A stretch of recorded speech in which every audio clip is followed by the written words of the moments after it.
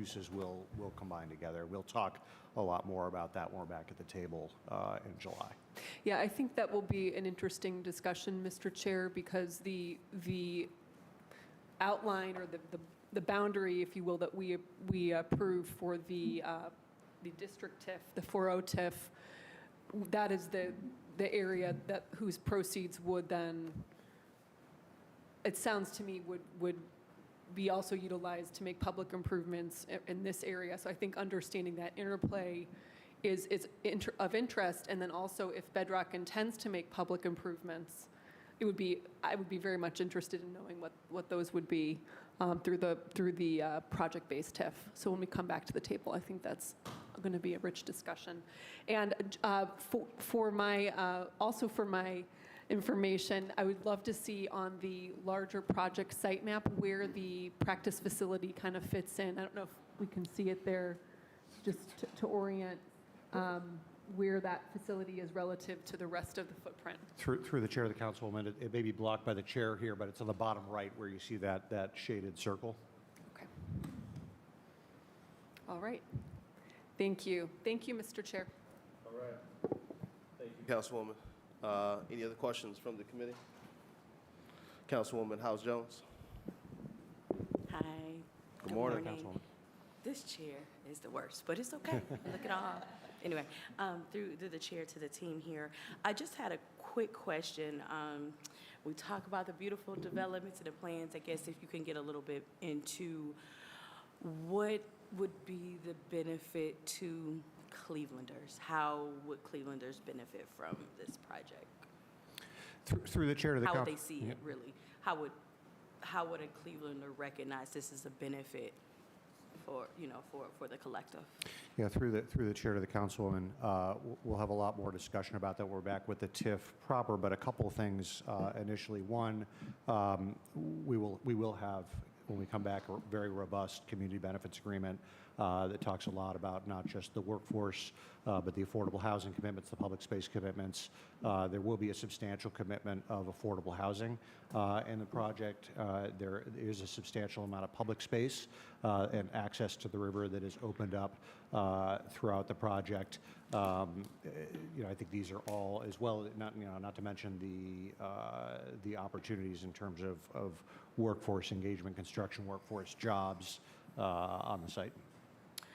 And then just a follow-up, Mr. Chair, through the chair to the chief and team, as we talk about those benefits, what timeline are we looking at for this development, and how are those things aligned with the opportunities as we look at actual contracting? Because jobs, we want jobs. We also want to look for, other opportunities to grow people economically when it comes to entrepreneurship and building of our business. Yeah, through the chair to the council, and maybe I'll give Deb an opportunity to talk a little bit about some of the work with entrepreneurship that is already happening at Tower City in terms of small businesses. But I will say, as we're working through the CBA, a lot of the conversation is, setting up a CBA that will work for the entire lifespan of the project, but setting some specific benchmarks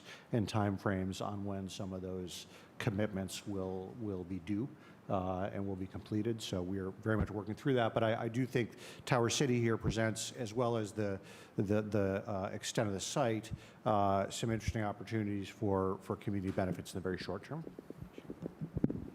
Thanks, Jeff. Mr. Chairman, to the councilwoman, good morning.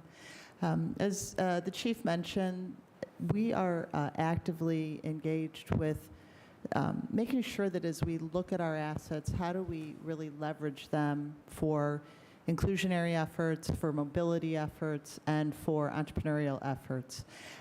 As many of you know, Bedrock acquired Tower City Center in 2016.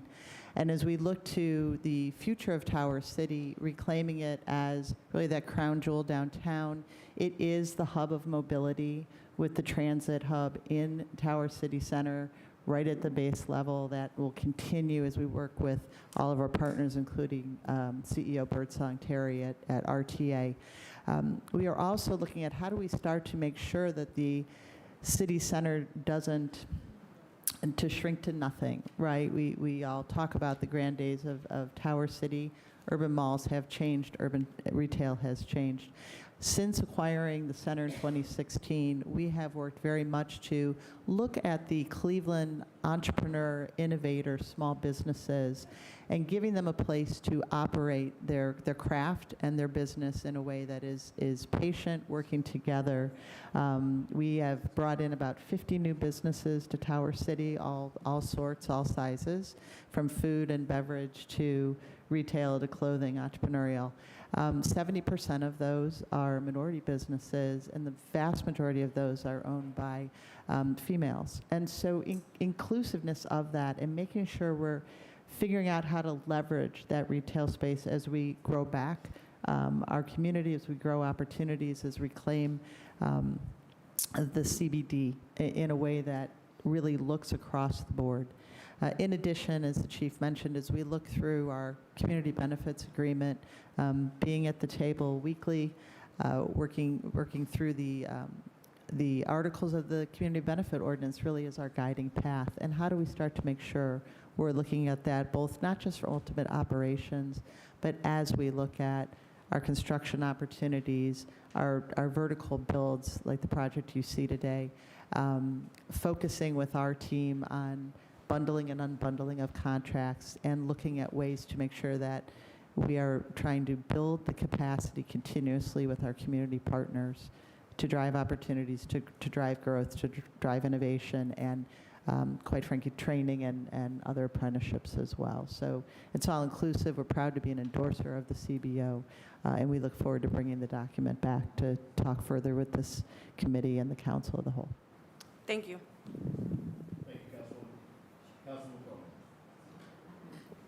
Thank you, Chairman. Good morning, everyone. I'll be brief. I know that there's a lot of ongoing communications about the CBO. I look forward to that coming back to this table.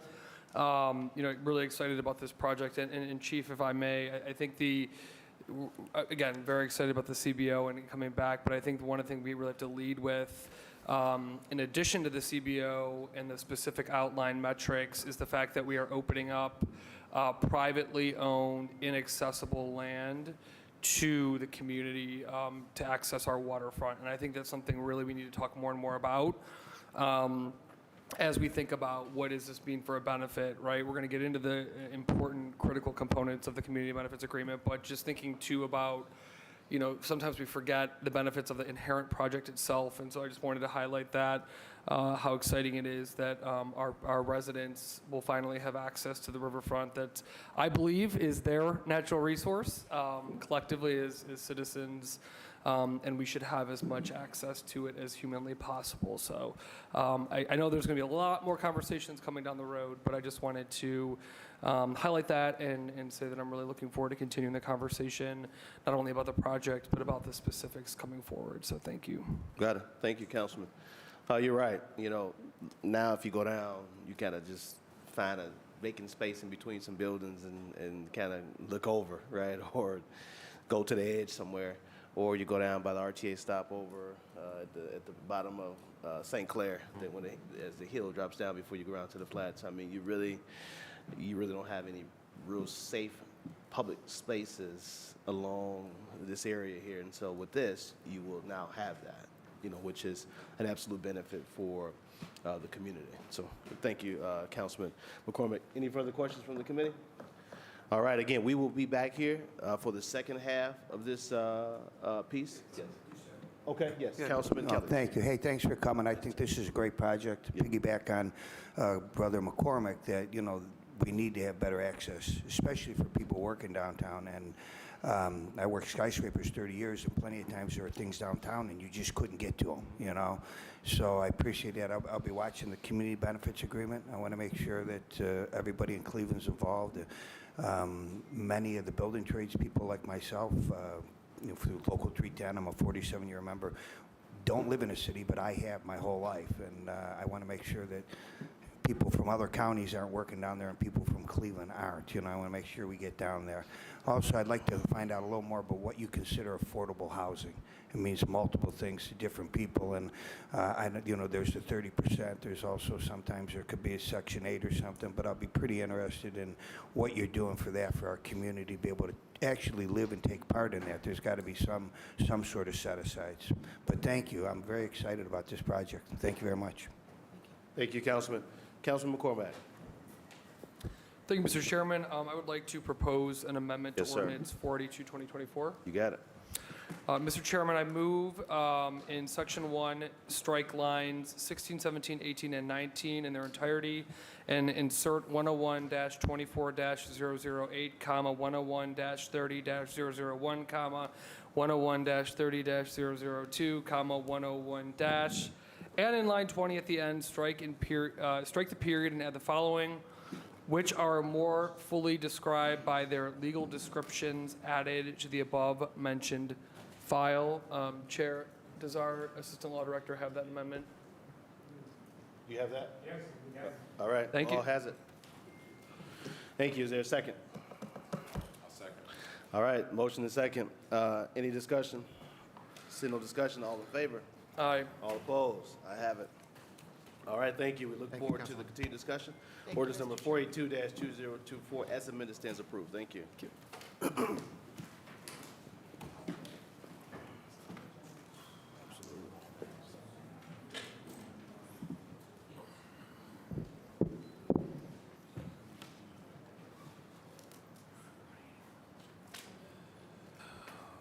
Does everyone have,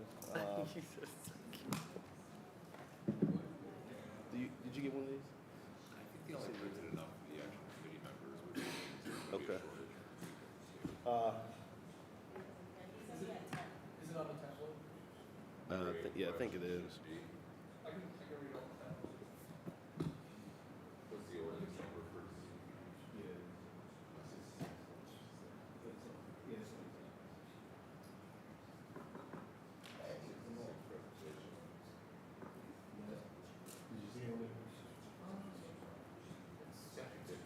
Lowest molasses for usually. The 166 presentation is different.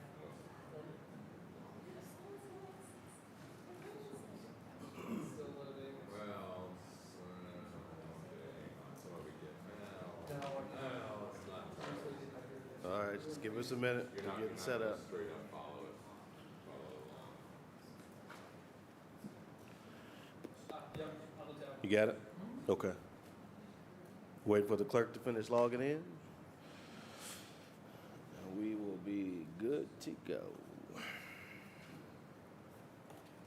see my main man here this morning. Like that gray suit too, brother. I was looking for purple. Not today. It's all good. Yeah, yeah. Got you.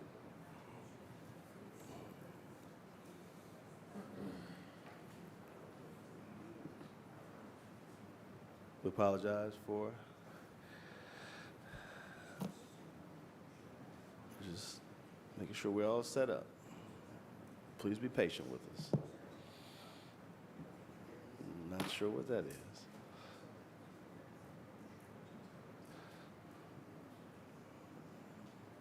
Oh, we have a video today. Come on.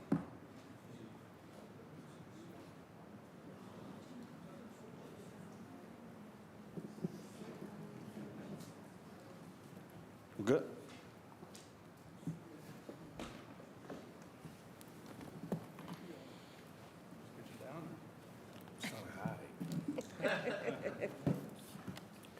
So I told Joe.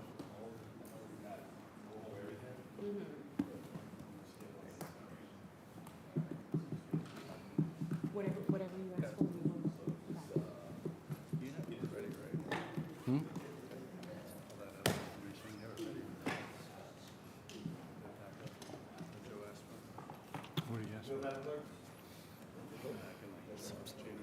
All right, we're good to go. Again, everyone, thank you for your patience as we got ourselves together. Ordinance number 166-2024 by council members Harrison and Griffin by departmental request. Emergency ordinance authorizing Director of Community Development to apply for and accept grants from the United States Department of Housing and Urban Redevelopment fiscal year 2024 under the Title I of the Housing and Community Development Act of 1974 for the 2024 Federal Home Investment Partnerships Act program, Emergency Solutions Grant Program, and the Housing Opportunity for Persons with AIDS program, and authorizing contracts and other expenditures. Good morning, Director, Assistant Director, and our Budget Manager. Good morning. If that's his title. That Good is. morning. All right. Yes. All right. So, floor is yours. All right, thank you, Chairman. I am Alyssa Hernandez, Director of Community Development for the City of Cleveland. With me today, I have both Assistant Directors. To my right, I have Anthony Scott. To my left, I have Mikhail Wackers. And to his left, we have Jeff Kaczarski, who is our Budget Manager. We also have in the audience 3 of 6 Bureau Chiefs. We have Joy Anderson, we have Tony Bengo, and Trudy Andreski. Look, I didn't even stumble. I might not have said it right, but I didn't stumble while I did it. So we have a short presentation for you today, and then we're happy to hop into the budget and answer any questions that you may have. One thing that I wanted to note is that, obviously we are in a different time of year than we typically are when we do these entitlement budget hearings. And the reason why we did that this year was in conversations with the chairman. Typically we have to come back twice. We present sometime in February or early March with a guess of what numbers, an estimate of what numbers we might actually have allotted for CDBG. And then we come back at some point in the late summer typically with the actual numbers. That means an extra meeting for the both of us. So our thought this year was that we would condense it down and do it all at once with our actual numbers. So our numbers from the federal government did just come through in the past month or so, and so now we're able to actually talk real numbers, not just in estimates. As we begin, I like to start every presentation with the department vision. This is something that we put together in the last 2 years, and everything that we do needs to tie back to this department vision. The Department of Community Development envisions a Cleveland where stakeholders are empowered to build the pathway to equity. This vision is realized by creating quality housing and vibrant neighborhoods that serve as the foundation for generational wealth and community prosperity. Our values are compassion, commitment, collaboration, equity, and service. Everything that we do needs to be tied to this vision for the department. We also have what we call our department's North Star, and that is the 2030 Equitable Housing Plan. And that calls for us to protect, preserve, produce, and position all-around housing. And we also want to make sure that what we're doing ties into furthering the goals of that plan. So I wanted to spend a little bit of time this morning doing some educating, not necessarily for you all at the table who are very familiar with this work, but for those in the audience who may not know exactly what community development does, because the department is pretty big and does a lot of activities. So what you see on this slide are some of our programs. I've got them categorized in 3 areas. The first is for our subrecipients and partners, and those are activities that we don't directly service in the Department of Community Development, but that we have contracts and agreements with others so that they can implement our programs. we do have direct-to-recipient programs.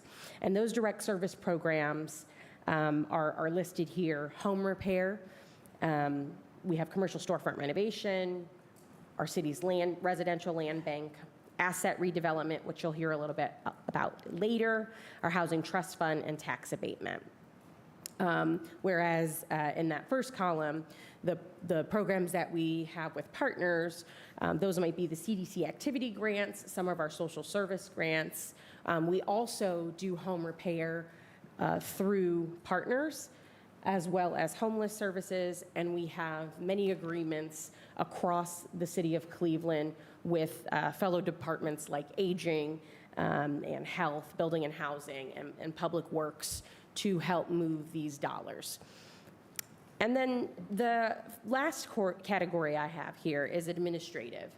These are not necessarily direct programs that folks might engage in, but these are core functions of the department.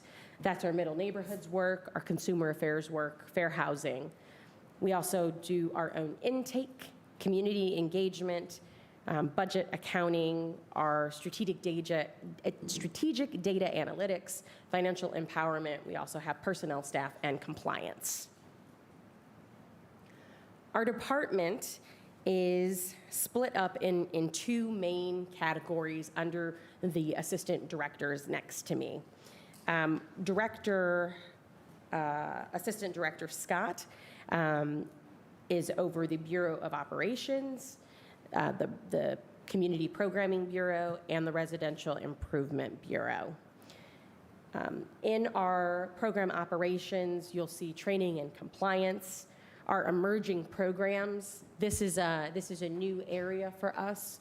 Much of the work that we've done through ARPA and other new grant funding that comes through this emerging programs office. For those of you who have worked with Gina Ventry, she oversees grant managers in this category. We also have our legacy programs, and those are those historic programs that CD has had for long-standing relationships with partners, including CDCs as well as social service agencies. We also have middle neighborhood work in this category. Moving over to our Community Programming Bureau, we have our Office of Fair Housing, our Office of Consumer Affairs, and our Community Engagement Office. These are the folks that are out in the community, tabling at events, and making sure to get the word out about our programs locally, but also federal programs regarding fair housing and consumer affairs. Finally, the next large area we have is residential improvement. And it is as it sounds. It is about how do we repair our homes in Cleveland. And so that's through our home repair office. We also have an intake office that ties directly to it, and we construction projects. And that rounds out Assistant Director Scott's area. Moving on to Assistant Director Wackers. He oversees the Housing Development Bureau, which has our Equitable Housing Office, which houses both our Housing Trust Fund, or HDO as we call it, as well as our Tax Abatement Office. And that bureau leader is Tony Bengo. Moving over to our enterprise operations, this is the backbone of the department. So all of our data and analytics happens in this office, as well as budget, legislation, accounting. And then we have our Neighborhood Revitalization Bureau, and that includes two different areas, asset redevelopment as well as land bank. And that's how are we strategically disposing of our land bank sites, as well as other sites like school buildings. And so that office is led by Trudy Andreski. I wanted to hit on something that I've been talking about probably since I got to this table for the first time a few years ago, and that is about our hiring. So I walked into a department that that had quite a few open positions and positions that weren't quite at their highest and best use. And so after some analysis and after a lot of work, what we've been able to do is put people in better positions through promotions. We also have many new hires, honestly too many to name, and several new positions. So I include this slide on here to let you know that our hiring accomplishments are something that we've worked very hard for and will continue to work hard for in the rest of 2024. Some of the notable new positions, we have a bank-on fellow, we have regional community engagement specialist that I'd love to talk to you all a bit more. We have our emerging programs, which I just described. That's Gina Ventry's area, doing all of the ARPA work and any other new dollars that are coming through. We also have bureau chiefs. That is a new position. Previously, we were led underneath the assistant director. We were led by commissioners, and now we have bureau chiefs. And previously, we had one assistant director. Now we have two. I also included on here some awesome promotions. There's a pretty hefty list here, and I'm actually positive that I didn't quite capture everybody, but I do want to just publicly thank our staff right now. The work that we do, the amount of work that we do, can't be done without really dedicated staff members. And so some of the staff members have been rewarded through promotions, and they are listed on here. Promotions help us to maintain that internal information, that historical information, and helps to give folks a boost, both to their personal economy, but also to our department as they're able to step up as leaders. So I want to note that while we do have many new folks coming in, we have also retained and promoted many of our own who you all see here. All right, our next one is briefly talking about some of our department accomplishments over the last year. As I mentioned, we have undergone a pretty significant reorganization, and I would say we're about 95% of the way there. We have hired for all of our key positions, and we're waiting on them to start working in the next few weeks, which is a really exciting work. So the shuffling is slowing down, but we are treating this really as an iterative process where we will be flexible as we need to and move folks as we need to continually to make sure that we're getting our staffing right. We also have online applications. This is new for us. So starting this past January, we opened our portal for tax abatement and land bank. So now we have an online portal where residents and other recipients like developers can go on to our website and they can fill out an application for both our tax abatement program as well as land bank. The benefit of these online applications is that on a weekly basis, residents and applicants will be able to see where in the queue their request is. So never before have we had a proactive process. We would have to wait until somebody calls in and inquires about, what happened to my land bank application? Well, what about this? What about that? Now, on a weekly basis, we get a report both from the leadership level, but we also send that report out, those individual reports out to applicants to let them know exactly where they are in the process. And our hope is that that cuts down quite a bit on calls in and really just helps us to be more transparent in this process.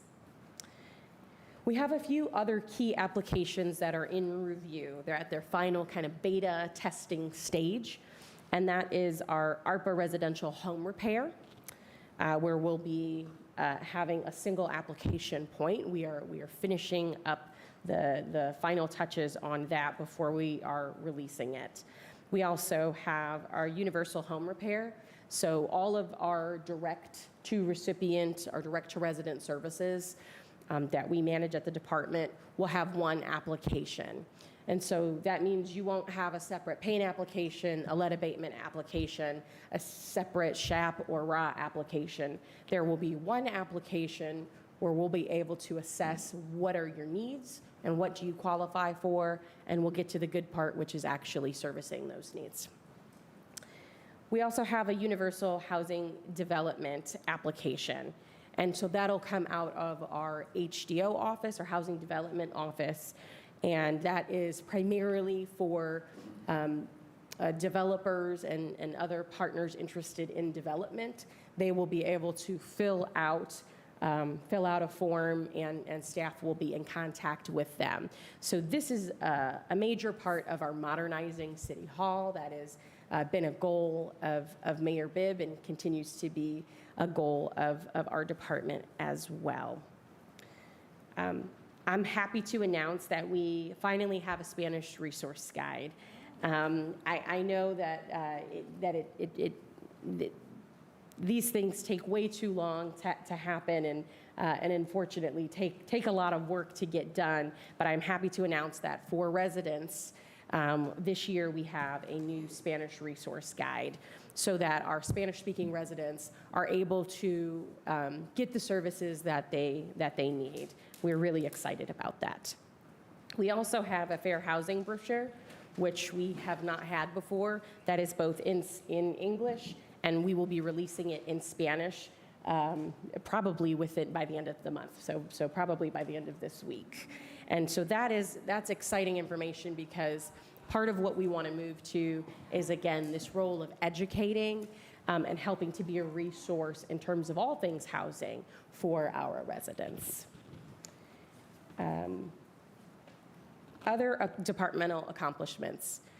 So all of the CDBG that we will talk about in the next couple of days is not the only thing that we are doing. As you all know, as I've been to the table quite a bit through ARPA legislation, many of the ARPA housing programs do touch our office as well. So we have had to bulk up, if you will, and be able to flex those muscles so that we can meet the needs and honestly spend those dollars in the quickest, most compliant way possible. All right, and so that's home repair programs, other council programming. So the dollars that council, the ARPA dollars that council has, many of those requests come through the Department of Community Development, so that we're doing the administrative arm of it, which is processing payment and contracts. And so that has been, again, a new additional part of the work that community development does. Additionally, gap financing. We had an influx of about $30 million through ARPA and a few other sources that we would get out, that we're getting out to partners through gap financing projects. I think I don't even know it's not even quintupled. I don't know. I think we did 12 times. I'm looking at Tony Bango for some assurance here.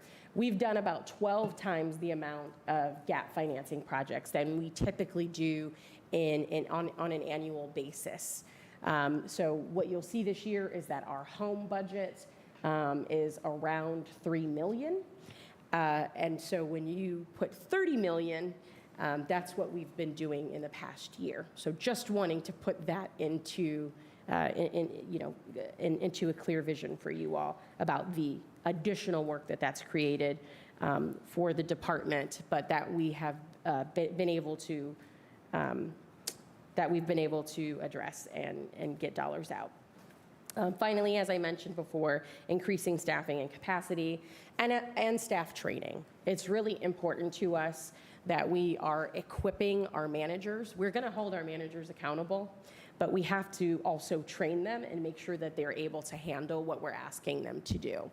One of the ways that we are doing that is that I would say 2/3 of our manager level, so our program managers, as well as Assistant Director Scott and I did a 4-day session with Cleveland State University where we were doing the Lean Six Sigma training.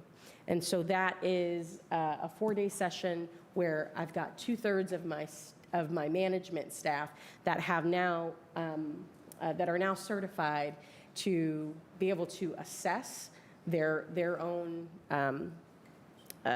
projects and programs and help to make improvements on their own projects and programs. We cannot do program and process improvement at the director and assistant director level. We really need the folks that are on the ground to be able to, step up, provide solutions for the work that they see every day. And so we're excited, and we are going to continue that process. And the goal is to have 100% participation for all of our managers and above on this Lean Sigma 6 training.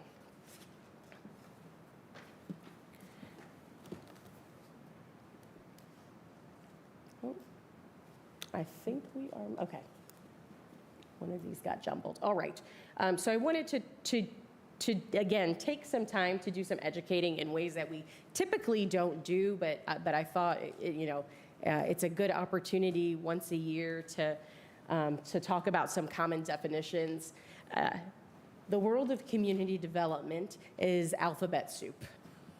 And sometimes those acronyms that we use and that we throw around are not super apparent. So I wanted to make sure that some of these acronyms are well known to both you all here at the table and to those that are watching online today.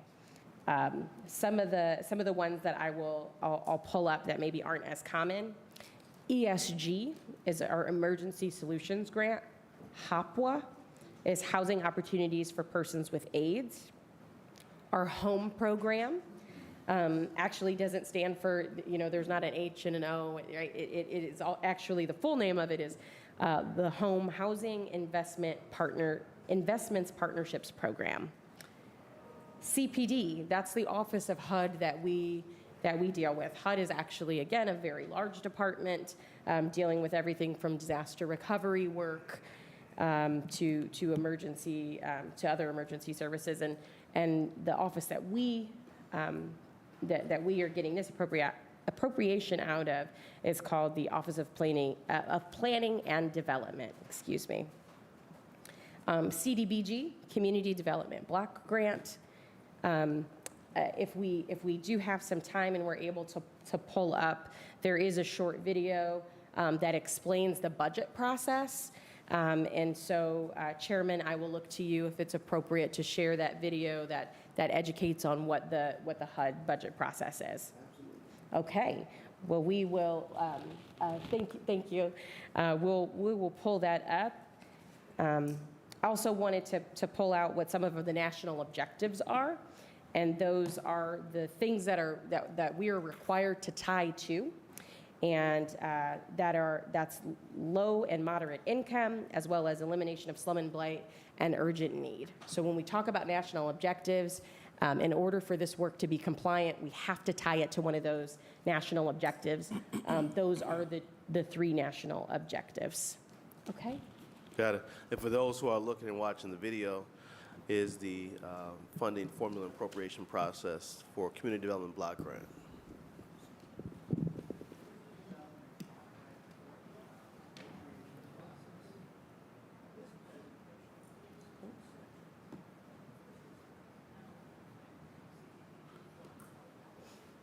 The volume.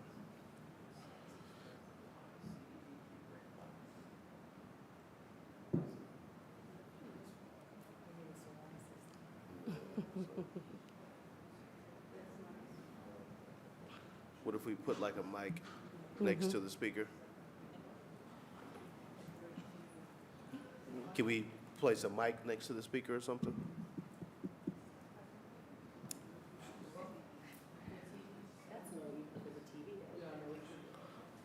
Councilman McCormack.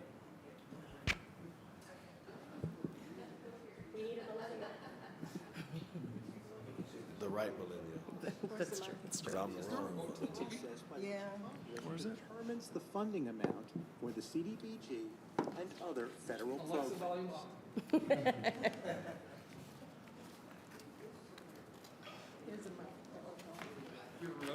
Yeah, he's on 100. Town USA's Community Development Director discussed city council members about decreases in the city's community development block grant funding. They also discussed the delays in receiving this year's funding. Mary, our CDBG grant has gone down for the last 2 years, even though the total amount of funds appropriated by Congress for the CDBG. Can you send a video to us?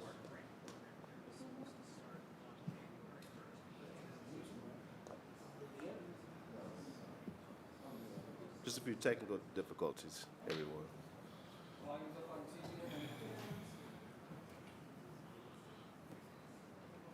Where's the speaker on the TV? On the screen, rather, monitor.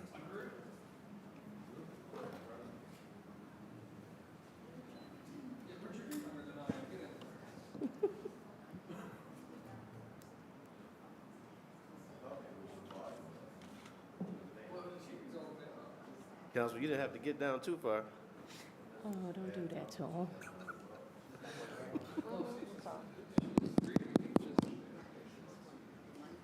Congress to our city, which affects the timing of our grant. The process is similar for counties and for states. Okay. We'll figure it out. Let's keep rolling. We'll figure out the video. Okay. We tried to do something different. It is on YouTube. So this is an educational video out of the HUD Exchange tool, and what it does is it explains, the process of appropriation, why it takes so long, and how we get to the formula that we get to today. So that's the point that I wanted to bring us to.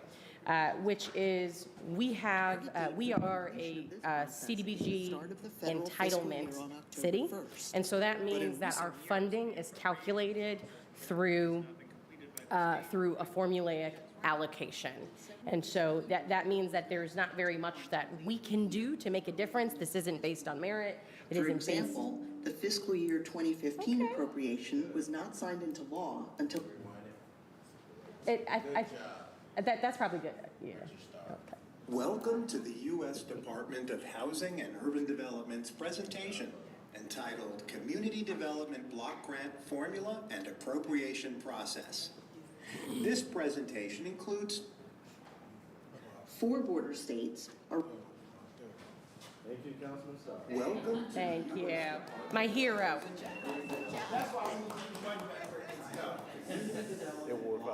Ward 5. Appropriation process. This presentation includes 2 sections. The first explains how and when CDBG funds are allocated to grantees. The second explains why CDBG grant amounts can vary over time. Choose which of the sections you would like to watch by selecting one of the options on screen.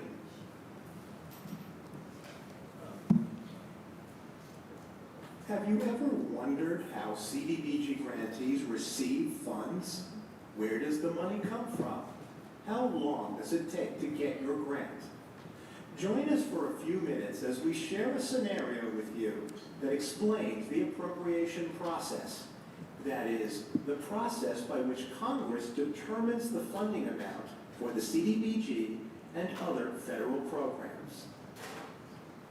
In this scenario, Mayor Jones, the newly elected mayor of Anytown, USA, invites Mary, Anytown, USA's Community Development Director, to discuss some questions raised by City Council members about decreases in the city's community development block grant funding. They also discussed the delays in receiving this year's funding. Mary, our CDBG grant has gone down for the last 2 years, even though the total amount of funds appropriated by Congress for the CDBG program has stayed roughly the same. Not only that, Our grant program year was supposed to start on January 1st, but it's now April, and we still haven't received our CDBG funds, and some of our subrecipients are inquiring about funding. I met with Governor Chavez at the state capitol last week, and he said he's facing a similar problem with state CDBG funding. When can we expect the funding? I've got a council meeting next week, and they've been calling me about it. What happened? Mayor Jones, there are a number of significant steps that affect both the timing and the amount of our CDBG funds, and the same factors affect the state CDBG program as well. My staff has created some graphics to explain the appropriation and allocation processes that you can explain at next week's council meeting. The graphics explain how the money gets from Congress to our city, which affects the timing of our grant. The process is similar for counties and for states. By sharing this information with the council members, we may be able to alleviate some of our subrecipients' concerns. To address the timing issue, there are two major steps that must be completed before we get our CDBG allocation, which is the amount of CDBG funds we receive each year. Step 1, Congress has to appropriate funding for CDBG, and step 2, once the President signs the appropriations bill into law, HUD has a number of things to do before we can receive our money. How does all that work? Well, it starts with the congressional appropriations process. The target date for the completion of this process is the start of the federal fiscal year on October 1st. But in recent years, the appropriations process generally has not been completed by this date, right? That's right. In several recent years, the bill was not signed into law until late in the year or early in the next fiscal year. For example, the fiscal year 2015 appropriation was not signed into law until December 16, 2014. Let me review the general steps in more detail. Step 1, within the overall Transportation and Housing and Urban Development, or an omnibus appropriations bill, Congress proposes to appropriate funds to the Community Development Fund. Step 2, once the President signs the appropriations bill into law, HUD goes through a series of steps which can take up to 90 days. HUD submits the apportionment, the distribution of funds for CDBG, to the Office of Management and Budget, or OMB, for approval, which can take up to 30 days. The CPD Budget Office allots funds within HUD's accounting system.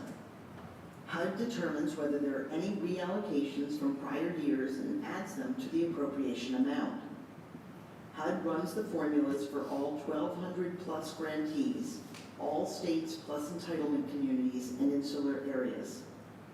Formulas are also run for CPD's other programs, the Home Program, the Emergency Solutions Grant Program, and the Housing Opportunities for Persons with AIDS program. HUD then runs the pro rata reduction to bring the grants in line with the appropriation. HUD does some internal processing and accounting.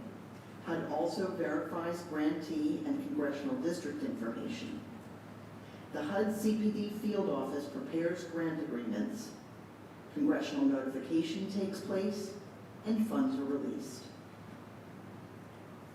In our case, we finally got our CDBG allocation amount in February, but we couldn't submit our consolidated plan and annual action plan to HUD until we had that figure.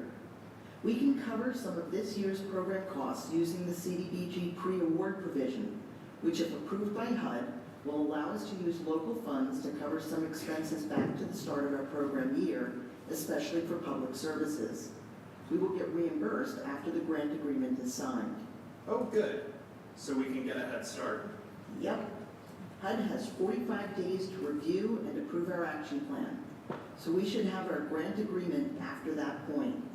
In the meantime, we'll be taking care of quite a few administrative tasks and preparing and executing contracts with our partners. Thank you, Mary. I have a better understanding now of the timing of receipt of our CDBG funds.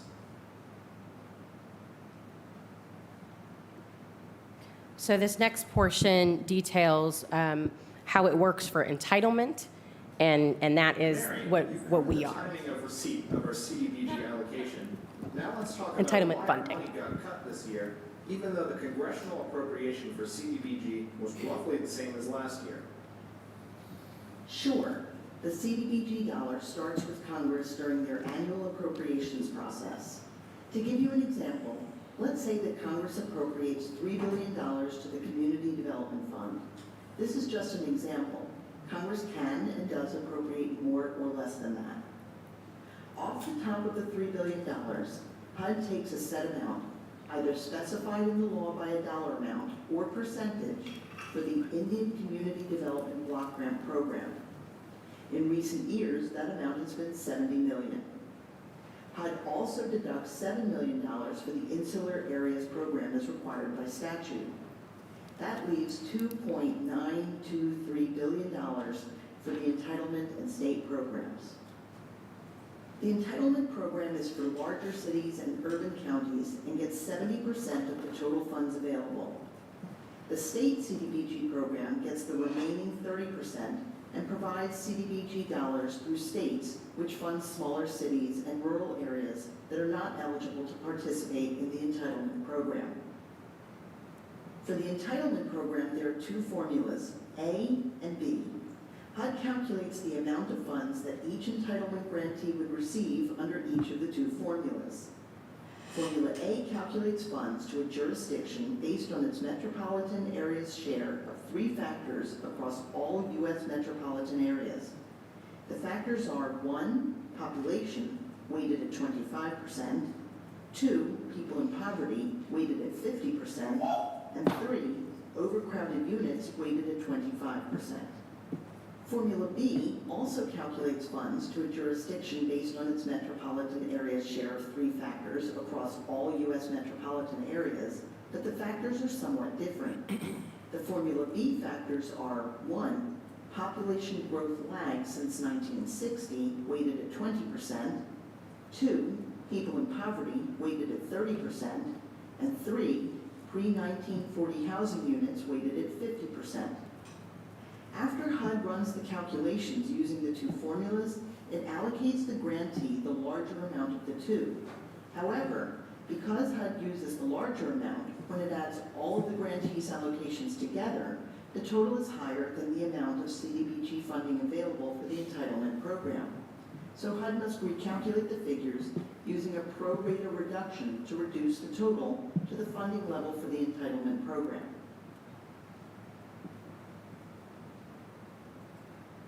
Which formula gives us the most funding?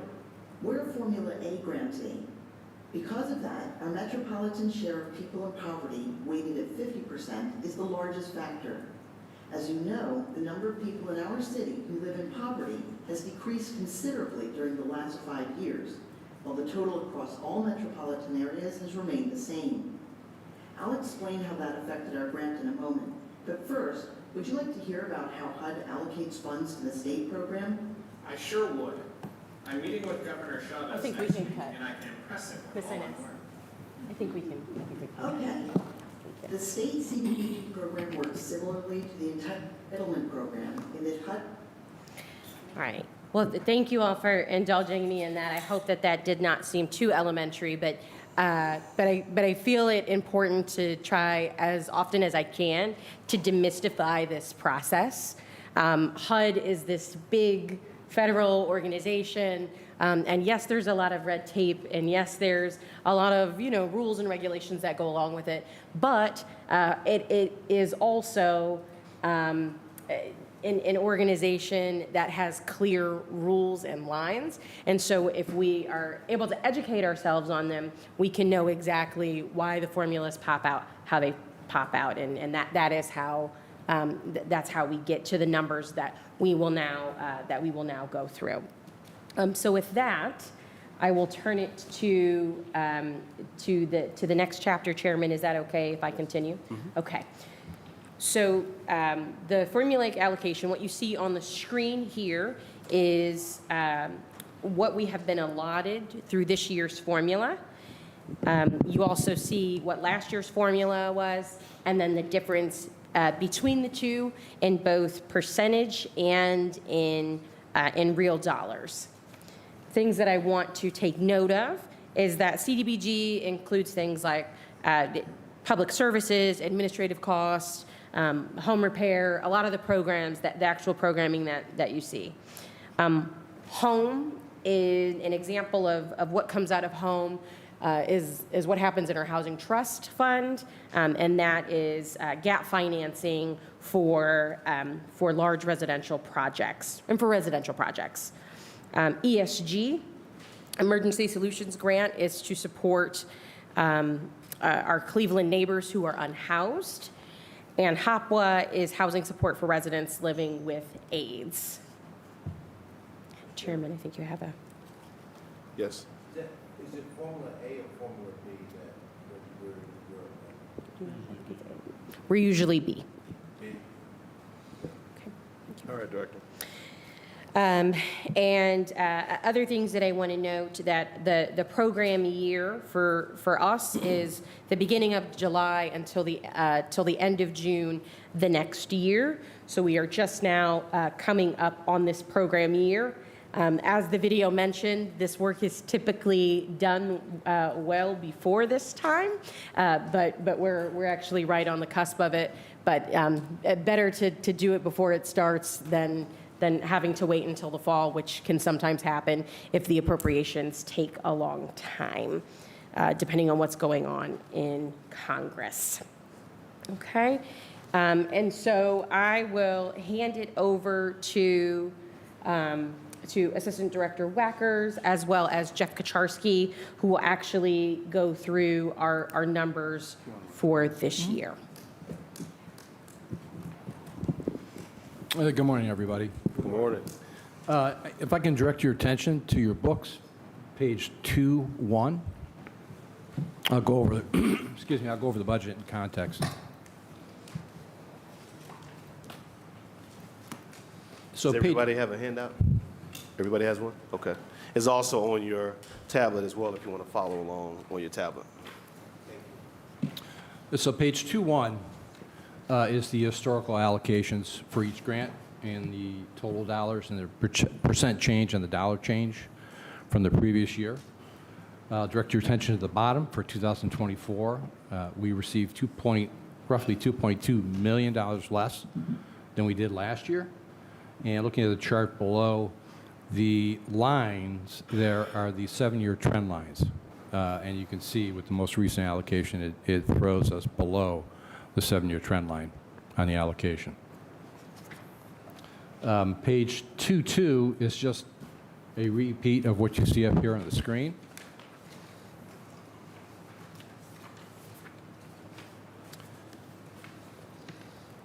Page 2.3 is the overall line item budget that we are portraying for this year. Block grant, home, emergency solutions, and HOPWA.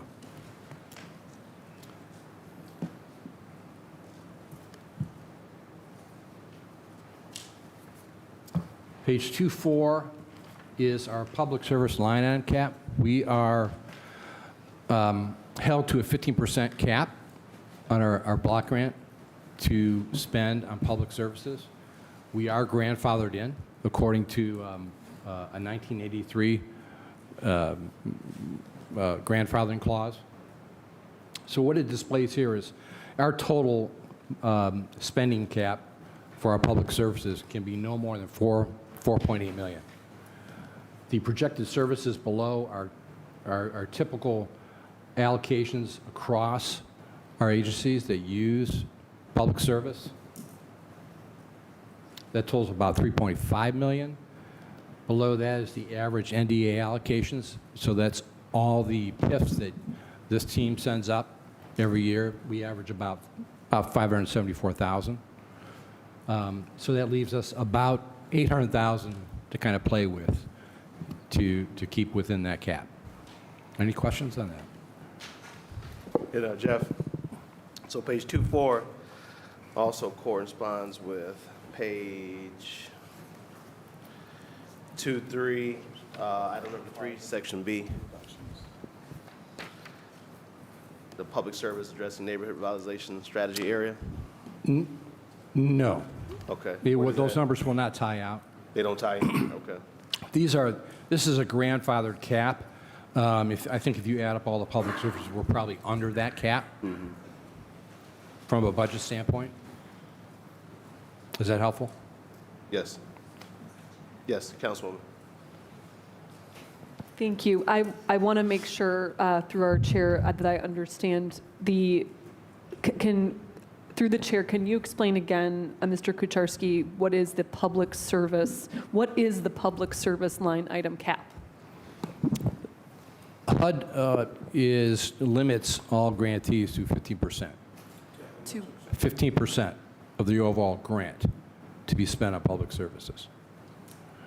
See, but yeah, the caveat is there, we're grandfathered because it was a 1983 public service line item. So if you look at the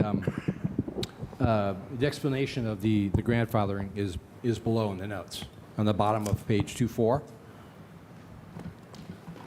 So actually, our cap is a little higher than that. Assistant Director Wackers will talk about what are some of those items that fall under that 15%. This does affect, through the chairman, this does affect many of the ways in which council interacts with these dollars, including those non-discretionary or those NDA funds. And so that is why there's a cap on certain types of activities that are not essentially direct activities. So Assistant Director Wackers will speak to what kinds of activities can be included in that cap.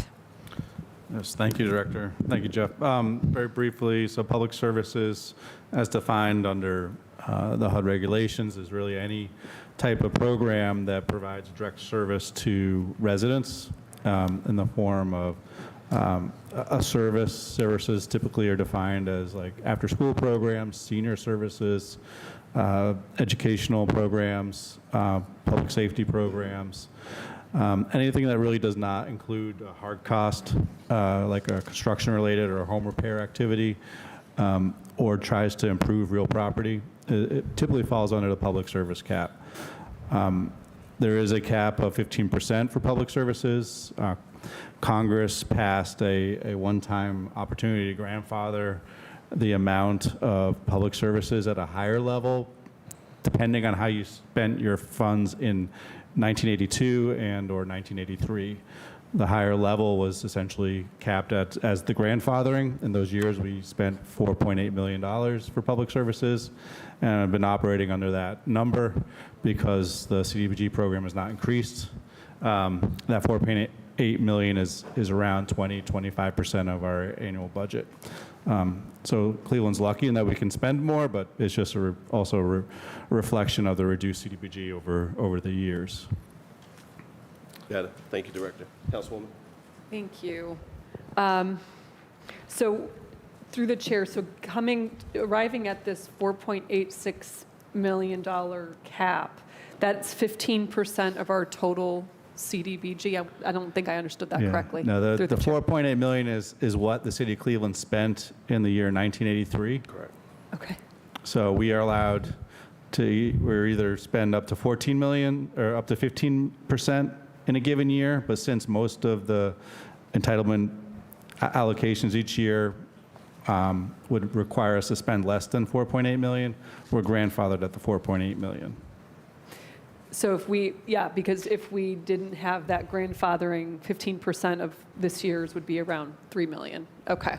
Mm-hmm. And then, so I don't know if we're going to go into this, but while I have the mic, proverbial mic here, I know that they've been looking at the third-party social service agency line item. So again, this is on 2.2-4, page 2-4 in the book. I know that there have been some changes to the third-party social service agencies process. So through the chair, wondering if that amount, how that compares to prior years, and I don't want to get ahead of ourselves if this is going to be discussed more in depth, but any changes to that particular line item? Through the chair, thank you for asking that. So we will spend tomorrow talking about the specifics of the program, but I will hit on that on your question. So our strategy for the budget this year prior to us getting the actual real numbers, was to carry over the same percentage of total funding.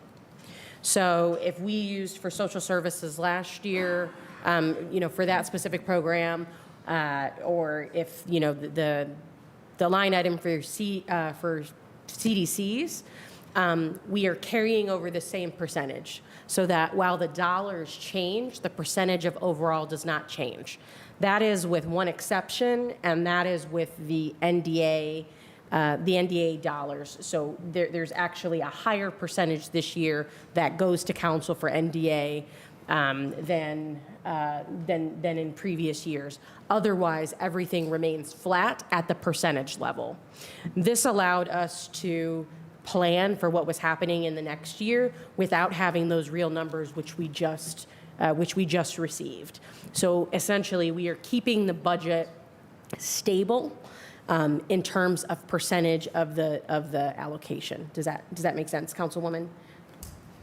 I think so, and I'm glad we'll have more time to discuss that tomorrow. Thank you. And I have one more question while we're on this page in terms of the, under this public service line item cap, looking at the line item for average NDA allocation.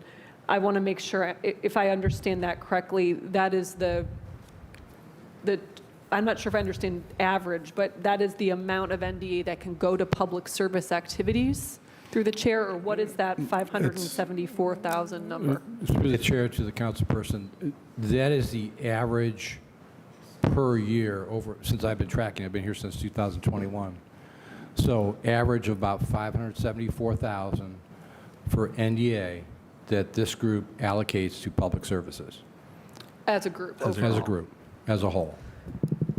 Right, okay, so I think of the NDA that each council member allocates, it's approximately that amount each year Correct. that goes to public service. Okay. Correct. Thank you. Got it? Anything else, Councilwoman? No. All right. Jeff?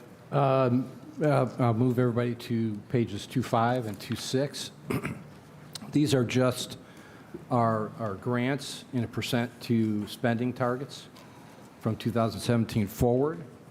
Block grant and home are presented on 2.5, and ESG and HOPWA on 2.6. I will note that we're currently doing some reconciliation for HOPWA and ESG. The actual percentage for 2022 ESG is 86%, and 2022 HOPWA is fully spent at 100, and 2023 we're at 68%.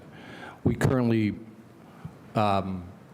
try to reconcile the city's grant system to HUD's, and we're in the process of doing that. We'll probably finish that up in the next week or two. Through the chair, I also would like to note that you see 7 years here because when the city gets the CDBG dollars, you have 7 years to spend those dollars. So at any given point in time, we are dealing with a rolling basis of 7 different years. So we are, obviously trying to spend down and the oldest of those dollars. So we'll allocate the oldest of those dollars first, which is 2017, and then as we get closer to this year, you will see the number of actual spend go down, and when we come back next year, that will then have gone up because we have spent more dollars for that year. So we are dealing with the appropriations of this 2024 year, but we still have in play, if you will, budget from 2017, 18, 19, 20, 21, 22, and 23. That's all. If there's any questions. All right. Gotcha. We'll go back to the beginning.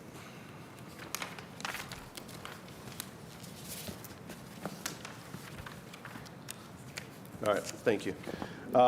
So back at 2.1, just for my colleagues, it's important. I would go back and look at the historical data that was provided and look at how the numbers have changed. And every year we always, talk about the changes in numbers in our allocation over the years. And and what that means for the community, right? And this year, you know, we're down to 19 million, you know, just shy of $1 million that we lost. And when we see reductions in these numbers, does HUD have a conversation with the city? What kind of conversations have around when there's a reduction that comes in, or the conversation happens after the fact? Is there any discussion around when those numbers are reduced? Through the chair, typically no, and that's why I wanted to present the video that talked about what that formula is. That it's not there's not a negotiation. There's no back and forth. It is really here's what the overall appropriation is, plugging in the formula, and these are the dollars that you get. Our biggest hit this year was to our home allocation. And so I believe last year we were somewhere around 4 million, and we're closer to 3 million this year. So that means that's the gap, our gap financing program. And so we'll be feeling that. But as I noted earlier, Chairman, through ARPA, we were able to expand that program quite significantly. And so it was a one-time influx of funding. And so I think that will help us to weather that $1 million reduction. Yes, Councilwoman. I want to make sure, as the director's speaking specifically about home, I've heard the number 3 million, but this appears to be a 4.2 million home, down from 5.4.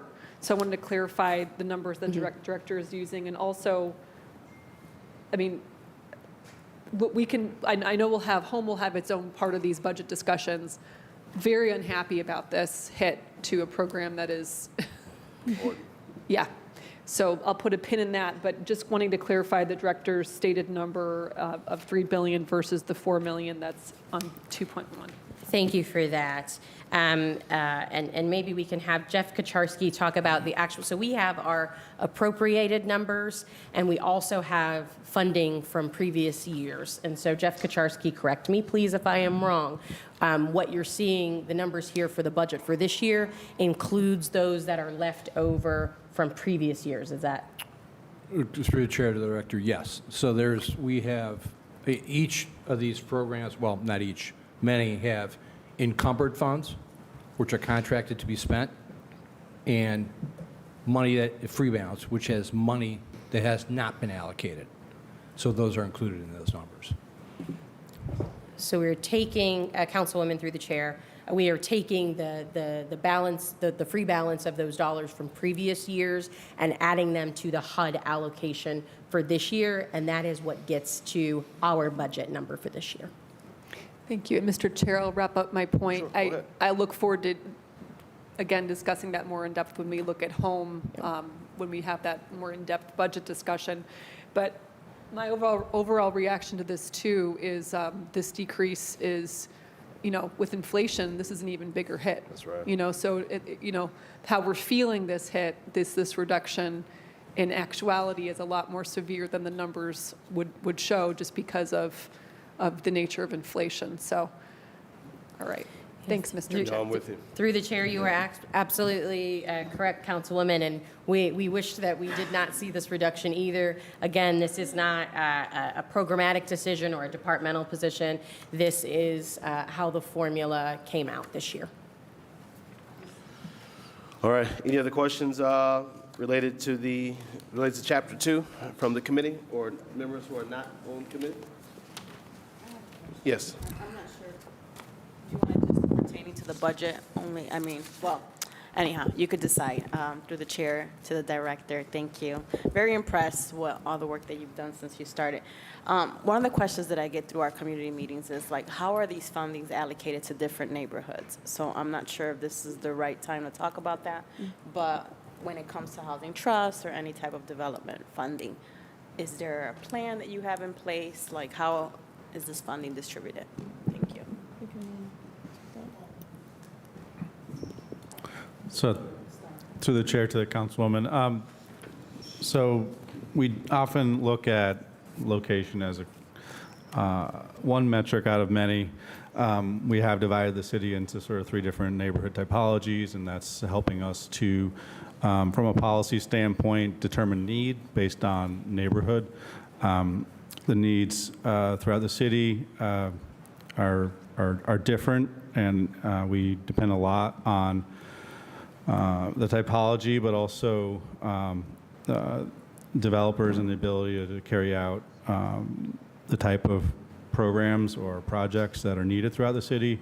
Affordable housing is desperate need and through every single community in the city of Cleveland, but for different reasons. Some is that the quality of housing is so deteriorated, you need high quality affordable housing to make people safely housed, or you might have areas of the city that are hot markets that average working class Clevelanders might be priced out of if you don't provide an affordable option.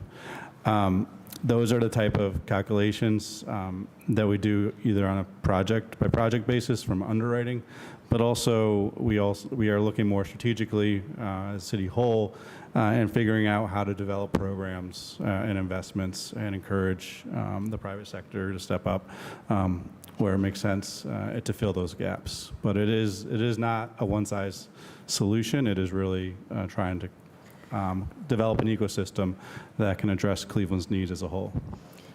Through the chair to the councilwoman, the only area that you will find that we divide it by 17, those clean ward lines, is through that NDA allocation. So that is regardless of population, regardless of need, that is split 17 ways. The rest of our programs don't quite fit cleanly within that. But we are constantly assessing the map, making sure that each neighborhood is getting the type of attention that they deserve and that they need. And so that's, but there's no clean divided by 17, if you will, by the ward. Our programs are a little mushier than that, but we are proud of what we've been able to do. We don't have one program that is only, unless it is specific to a neighborhood, we don't have programs that are, only hit 2 wards. We really have a pretty good disbursement throughout. Got it. Thank you, Director. Just for the members, tomorrow we will go deep into the Neighborhood Development Activity Grant, CDC Activity Grant. So that's where we will really have a very robust discussion around why is it even split across the city, what department's thinking is, social service grants, community engagement work, all of that will be discussed tomorrow. Today, our calendar has us focused on home repair and housing development for today. But again, welcome any questions that you may have. Councilman Starr and Councilman Jones. Thank you, Chairman Harrison, and thank you, Community Development Department for coming here, especially Director Hernandez, who's been doing a great job trying to clean up a lot. And I know today, like you just said, Chairman Harrison, that we're focusing on, I believe, the administrative as well as the home repairs and those different things. I definitely will have to ask the questions to the chair, to the director. I know during budgeting time, we were told that the $15 million ARPA request that we passed in August of last year will be out in April of this year. Do we have any updates where we are at with the home repair program through the chair? Director. Through the chair, yes, our home repair programs, we'll be doing an announcement in the next month. We have gotten through 2 out of 4, and I could be missing one. We've gotten through contracting, so we actually have executed contracts for 2 citywide partners. We also have, I think, the majority of our partners for ARPA home repair on the southeast side we have gone through that execution. What we're doing now is building up that single front door so that we don't have to send residents to several partners. We can send them through one front door where my staff will actually be divvying out, if you will, the work to the partners. And so we're probably within 3 weeks from a press release and announcement on those dollars, but the programs are active this year. For those council folks that are in the southeast side, we have already had several conversations. We've had, a lot of lists, throughout their time. Council members have sent us over lists of residents and some of the needs that they have, and we are doing that assessing now with our partners. So the programs are, I would call it a soft open. Our hard open, if you will take place within the next month with a public announcement of how to get into those programs. But in the meantime, as to not inundate our partners and to make sure that we have a system that works for our residents, we're building that process now. So those are contracted. Many of them are contracted. If they are not, if the contracts are not executed, they are in those final stages of execution, and that's both for the southeast side specific home repair as well as the citywide home repair. We are working with maybe 5 or 6 partners across the city to implement those programs. Thank you. And through the chair, I'm a little confused because I know it's $15 million. Then I believe Key Bank added $2.5 million. Then we had 6 local nonprofits, Habitat for Humanity, Cleveland Housing Network, Cleveland Restoration Society, Local Initiative Support Corporation Cleveland, Cleveland Development Advisory Committee, Reinvestment Fund, and then Village Capital Corporations with this $15 million. I don't understand what they're doing from August 21st of 2023 up until now to get this money out. And I hear the Southeast.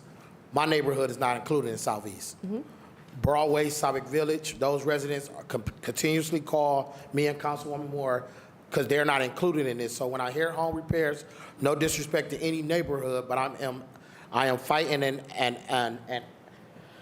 having a tough time understanding what is a home repair program looks like after we then gave out $15 million to a program to get it off the ground. What is taking so long for the implementation? And then also, I know you mentioned a press conference to launch it in 3 weeks. I think from the ordinance, some of these organizations already received some funding, and where they are at, what is actually going on with the home repair program. And one of the things that we talked about when we passed that ordinance is the restrictions of income.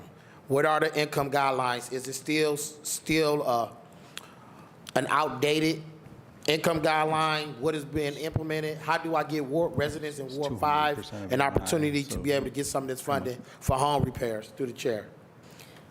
So through the chair, so we are having an ARPA conversation for CDBG, which, and the only reason I bring that up is because we still have to do the CDBG work, right? So part of what we've been doing in this time is bulking up, as I mentioned earlier, making sure that we have staff in line. We have hired a manager for ARPA, and I think she has 5 staff members. That is a brand new area. Those things take time. So there's many things that are, I will be the first to say, home repair has not rolled out as quickly as we would want home repair to roll out.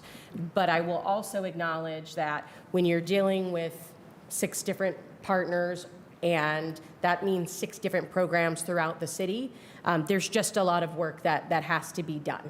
And we've been doing that work. The contracts were new contracts, so we are working with our law staff, we are working with finance to figure out how we can get these dollars out as quickly as we can in a compliant way that will not end us up in hot water by just getting dollars out the door and not doing it in the right way.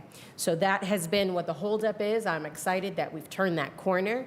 Councilman, I'd like to offer you, we have some material that will, we can distribute that, Chairman, to all council staff. Chairman, yes. Definitely. Me, I hear the material, but I don't want a 200-page document that I got to look through that assistant director like to send.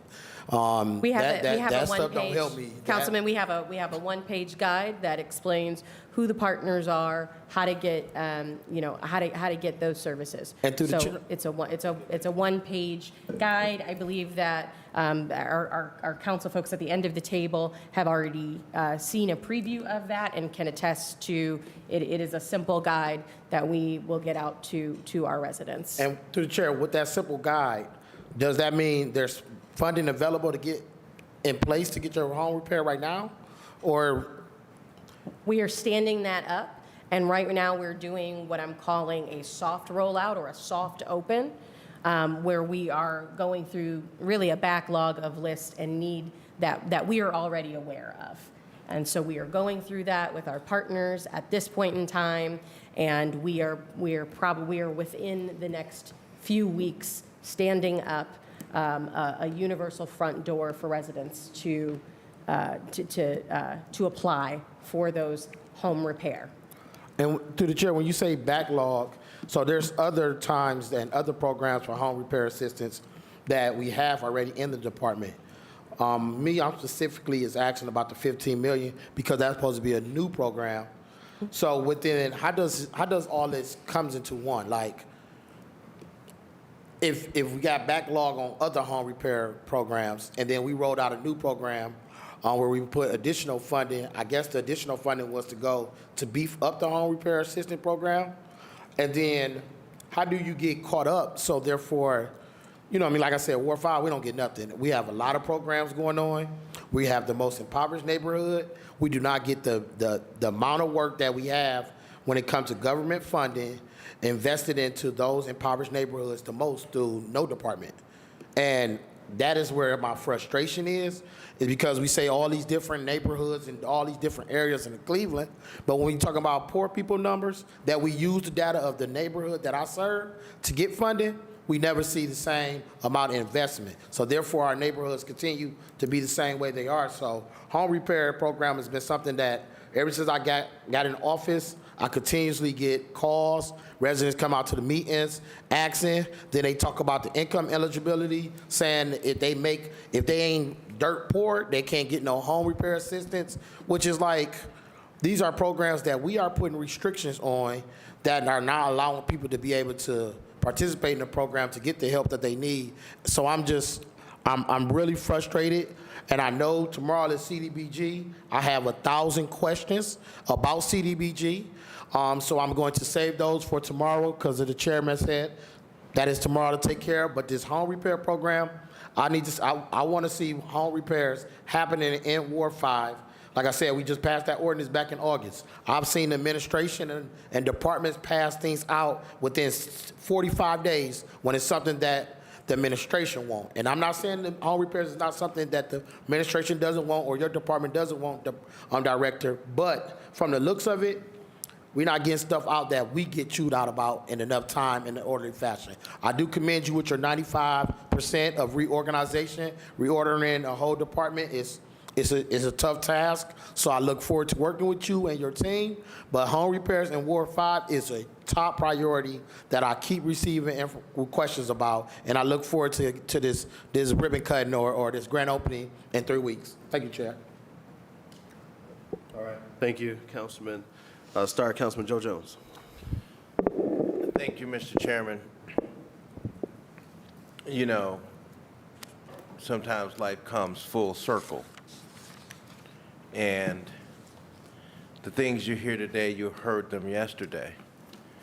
And what I would like to start out, Mr. Chairman, is by thanking the director for the accomplishments that she has put in place in her time being here, serving in the city of Cleveland. And here's why.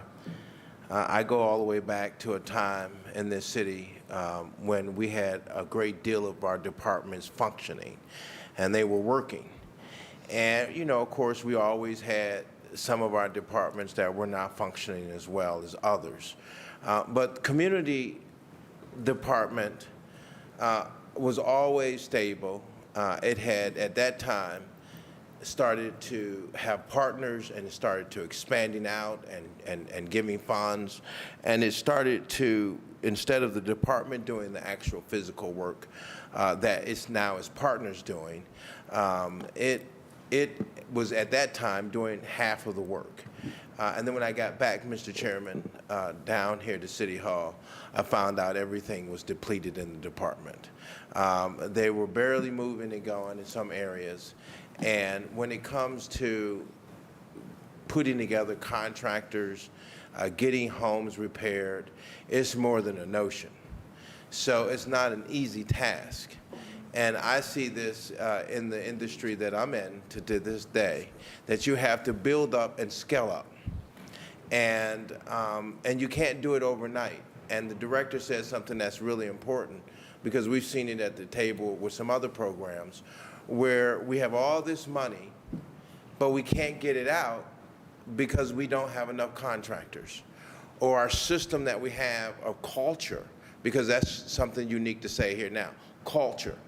The culture of the department wasn't in a place where it needed to be. And so with this director being here and reaching a 95% completion or reorganization and getting new people in place is significant and important.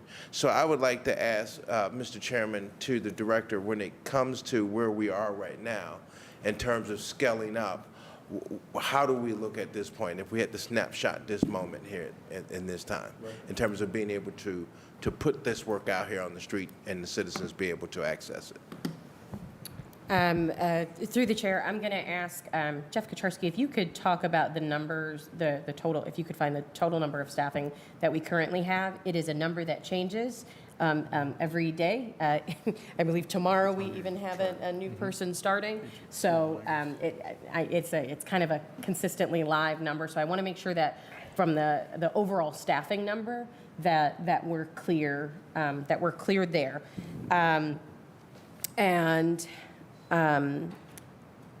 Otherwise, we have been, like as you mentioned, we're about 95% of the way through that, but it's also about the process improvement, right? So it's about staffing, but if you bring in staff and you have outdated processes and procedures, it's actually not going to help. Then you just have a bunch of new people doing old things. So the time that we have taken, and now I say time that we've taken now, we've still continually been expending money. We have still done all of these programs, both with the addition that ARPA, but also with our CDBG dollars. So we have maintained that while at the same time hiring up and making sure that we have the right people in the right place. If I could ask a clarifying question through the chairman, Councilman, are you talking specifically about home repair and the flexing that we're able to do now with home repair, or are you talking about the department overall? It's actually two parts. It is department overall readiness, right? And because you have a number of programs that your departments have to carry out. Here's originally at this table for the last 6 years, we've seen departments, we've seen people in your department who have been in a backlog, and citizens filling out applications and not being able to get the services. For me, that's been always a major concern, and I've argued here at this table that we shouldn't have these programs up in play and marketed, and our senior citizens are waiting forever. Like for an example, the SHOP program, that just shouldn't be. Once we've gotten enough people on the program, we should shut it off and say that's it. So that way, citizens, Mr. Chairman, don't have expectations. They have a person, they fill out the application, they have a person come and take an assessment, and then they hear nothing after that. So for me as an elected official and as a human being, I would hate to have to be waiting and hoping for a program to come in effect, and it never comes. Through the chair, I am excited to move to the next slide, but if just because that will address some of the things that you're talking about, Councilman, and that I've heard you and I've heard council say over the past few years, and I'm happy to say I'm going to answer the question. We're ready for business. Good. So it has taken us time to get ready for business, but we are in fact ready for business. And so that is why we have done the reorganization. That's why we've done process mapping. That's why we've hired externally. That's why we've promoted from within. That's why we have done all of this change, all of this movement that we've been working towards is to get to this point where we are ready for business and not just trying to catch up, but we're in a point where we can move forward. So the Department of Community Development is ready for business. I do want to answer Jeff Kaczarski, if you can point to our overall number of staffing. And I want to note that we were somewhere in the maybe low 80s, high 70s as I was arriving here in 22, February 22. Through the chair, at the time, so I'll direct you to page 2.1. At the bottom, it has the staff numbers over annual staff numbers. And this year we're at 82 at the time of the printing of this book.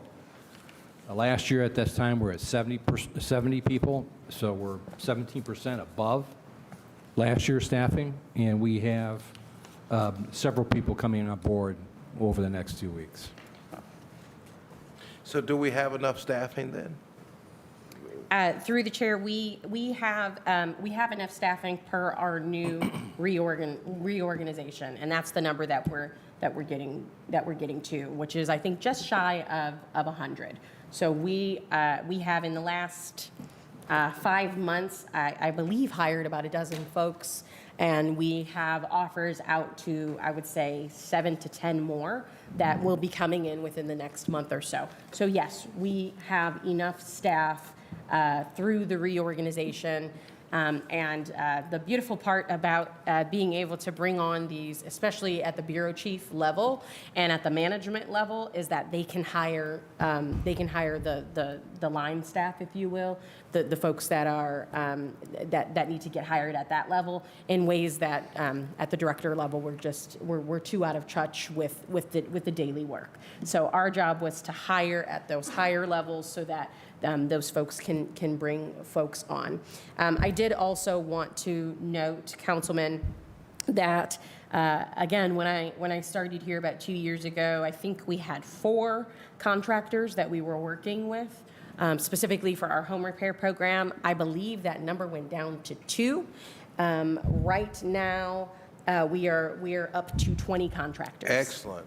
So we are taking contractors on a rolling basis. I said it here last year. I say it as often as I can, especially when I'm at this table. If you are a contractor, please contact us. We have a weekly program.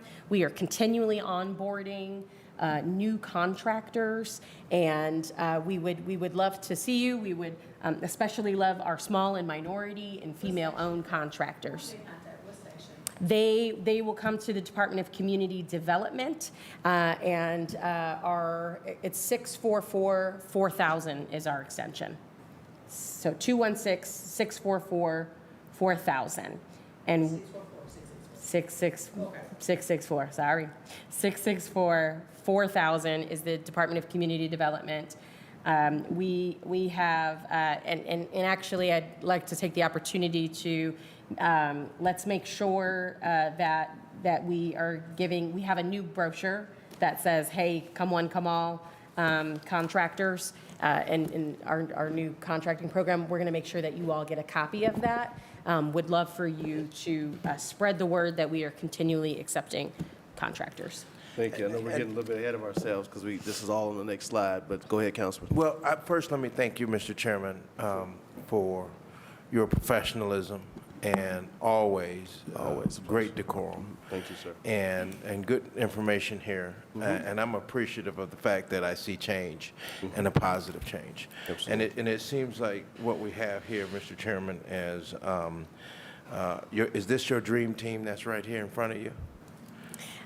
This is my dream team in front of me, but I also have my dream team back there, and I also have my dream team upstairs in 320. Well, I want to commend the dream team for the work that you do. It's very difficult from year to year to be on an issue, and it's the same situation you find year after year after year, beating the same horse and not really getting anywhere. So that's the reason why I asked you, did you have the actual numbers? So to see that you're coming to a 100 mark with bringing on personnel, you're getting back to where you need to be fully staffed. And so I appreciate, Mr. Chairman, and for the sake of time, Mr. Chairman, I would yield the floor so that we can continue with the presentation. Thank you, Councilman. Director, you can keep going to your next slide, Chapter 3.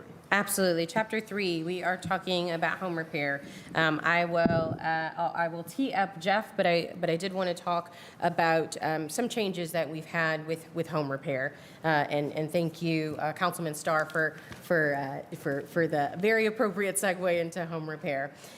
So the home repair that I'm talking about, Chairman, is the CDBG home repair program. That is our direct-to-resident services that we currently fund. And what I want to note is that there's a philosophical change. So where you had it before, where it was the SHAP program, the RAW program, we had 3 different lead abatement programs. We had a model block program, we had a paint program, we had a healthy homes program, and all of them had different applications, different requirements. And that could be, and it was, very confusing to residents. Our philosophical change is that it doesn't matter, residents don't care, and it doesn't matter what program they are getting, that they're getting their needs met through. What matters is that they're actually getting their needs met through home repair. And so what we have done is really, and this is still a work in progress, I want to be clear, we are not, and arguably many cities, most cities, are not good at home repair. I want to say that again. We are not good at home repair. And we are getting there, and what I'm presenting today is our step towards getting to that point, because it is absolutely necessary to meet the needs of our residents. So instead of having these separate programs, what we're going to have and what we're working on is a universal application where a resident would fill out an application online or come in, and our staff will actually bring them to a new seating area, I will mention, within our department, where they will be able to sit there. If they need translation services, we will provide that, and we will help them fill out whatever applications they need right here live, in time. So it doesn't matter what those different programs are. It matters that the work is getting done. So that universal application will help us towards that end. What we have to do and what we have to get good at is braiding those funds together. Maybe you're eligible for a lead program and a SHAP program. We need to figure out how to braid those funds together, get as much bang for our buck, and make sure that we're meeting the needs of the resident. So what you'll see is that when we are assessing an application and when we are going out to a resident's home, we are actually looking to see what is the entire scope of the project. There's no more, I'm going to go in and I'm only going to look at lead. There's no more, I'm only going to look at paint when we're missing a furnace, right? The needs of our housing condition are just, I don't have to tell you, you all live it on a daily basis, you all get the calls. You know how poor the housing quality is in the city of Cleveland. So instead of making that, a separate process and separate applications, dealing with separate people, we now have a system where you will come in through one front door, we will assess your home, we will do a scope of work, and we will get the work done. So talking about how so that's the big philosophical change. That comes with an increased number of contractors as well as a universal home repair application.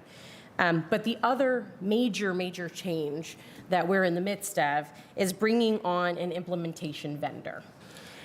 An implementation vendor is an idea that I learned about when I was doing my work in Florida in disaster recovery.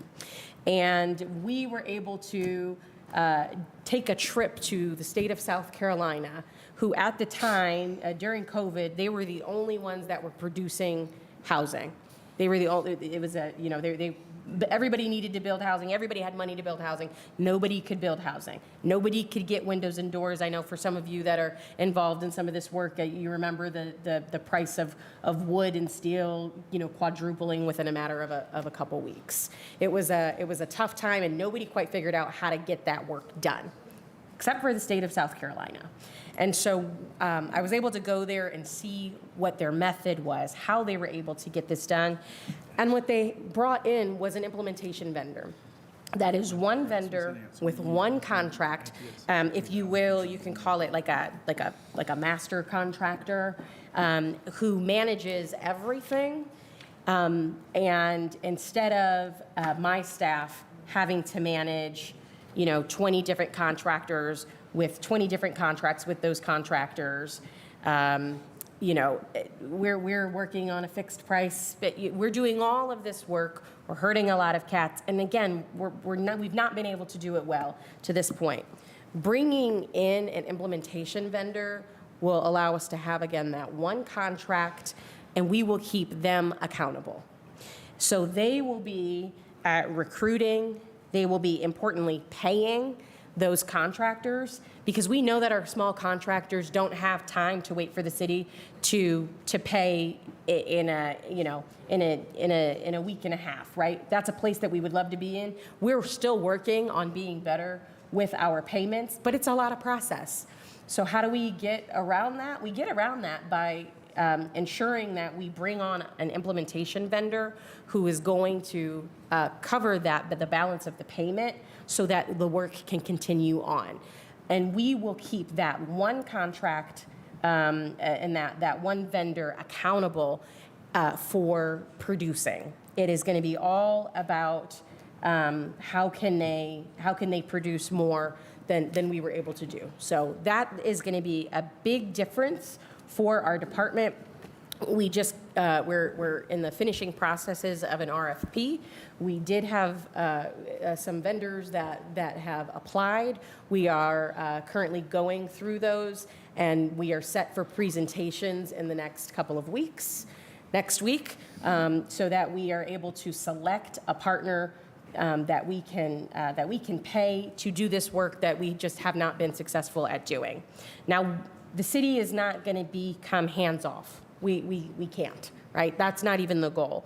So we will continue to do intake because we have built up a team that can bring on, that can accept applications and can be the face to our residents. We need to do that. We believe we need to do that internally and have control over that process. We also, on the back end of it, need to make sure that things are happening compliantly and that we're reporting things to HUD. But all of the things in the middle, including scope of work, going out, actually managing the contractors, recruiting the contractors, paying the contractors, that will happen through a single vendor that we will have a very close relationship with. Chairman, I believe strongly that this is going to be a turning point for us with home repair. And I look forward to coming back, hopefully even before the close of the year, with how many more units we've been able to get out as we change this process. We can't continue to do things the way that they've been done. It hasn't been working. We've got to do new and innovative things. I can't tell you with 100% certainty that it's going to work and that all our problems are going to be solved, but I can tell you that we're going to start. But I can tell you that we're going to try, and that we're going to learn throughout this process, and hopefully be able to bring it home to the residents who absolutely need this critical help. Do we already get any questions on this one? Or I think that's it on this That's side. it from this one? Mr. Chairman? Yes. Okay. Hold on one second. We'll go to questions in a moment. I have Councilman Jones and Councilwoman Spencer. You have a brief point or question here? Or is on the work which she just presented? Yeah, Okay. I had just a question on kind of going back to the very beginning of our discussion today. Which bureau chief oversees this residential improvement aspect? Through the chair. To the chair, to the councilwoman, that will be Danette Davis. She is one of our staff members that was recently promoted and that the director pointed out. So she's getting onboarded now. So they will be through you? Yes, yes. So for clarity, going back to the earlier slide about the reorg, this department, excuse me, this bureau within the department will report to me directly. Oh, can you go back through there was, there we go. Okay, thank you. Got it? Okay. Thanks, Mr. Chair. We have on the list Councilman Jones, then back to Spencer, then Hart. But before we go to the committee, good to see this implementation vendor here. Yes. Because as we know, even just my discussion with folks in and out the neighborhood, the reason they don't want to work for the city is because it takes forever for them to get paid, right? And they have to jump through rings of fire to even, get going, to even to do the work. And they feel like they spend so much time back and forth at City Hall, sitting this in, sitting that in, and then to receive maybe 2 projects throughout the whole year. They wasted hours of time and lost a lot of money trying to get onto the list to be a contractor. So I hope we are also working on a better way to actually onboard the contractors, right? And so I see this flyer here. I'm hoping that the flyer looks good, and it says what we want it to say, but we need to make sure that they are brought in quicker, in a more expedient way, and for them not to have to come back down here 3 or 4 times, or you forgot this, we lost this, and so forth. So I hope that's part of this process as well, is for the expedient onboarding of these contractors as well. Assistant Director. Thank you. To the chair, I agree with you completely. This is consistent. Every Wednesday, rain or shine, whether they have an appointment or not, Assistant Chief Johnstone and Administrative Manager Lockett are holding these meetings for people. They're staying in constant communications. They're keeping me abreast. I'm on, you know me. Sure. So they're really moving the ball. To speak to the growth, again, right now we're at 20. They project that there's 5 more that are in the pipeline for getting their paperwork approved. And this is all in advance of the implementation vendor. One of the metrics for the implementation vendor is increasing the contractor pool and making sure that they are MBE, SBE compliant. Metrics, but then aspirational goals are being set as well for them. So that's part of what we'll hear from them next week. But the team is really doing a great job. We've tried to minimize the obstacles and impediments. We've tried to really prioritize improving the payments because we're appreciative of these are regular Joe and Jane Does that are putting in this work, and they can't afford to wait 60 and 90 days when they need supplies, when they need to pay their subs. So we are fully sensitive to that. We've tried to make the process of onboarding easier for them, less complicated. And the proof is in the pudding. Again, the numbers are going. I sat in a meeting with OEO, maybe February, we had 9 contractors. So the ball is moving.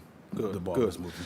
Glad to hear that. In the other side, to not only bringing the contractors in a quicker way, but the flow of the application moving through the process. I have a resident now that she's still waiting, right? Mm-hmm. She applied last fall, and no one got back to her until this 2024.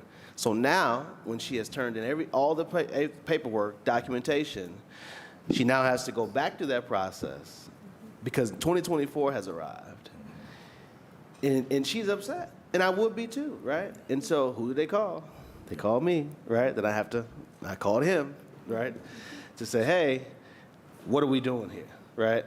And I know that there was an issue with the contractors and, some folks fell off, some folks didn't complete what they should have completed, throughout the city. So it caused a delay.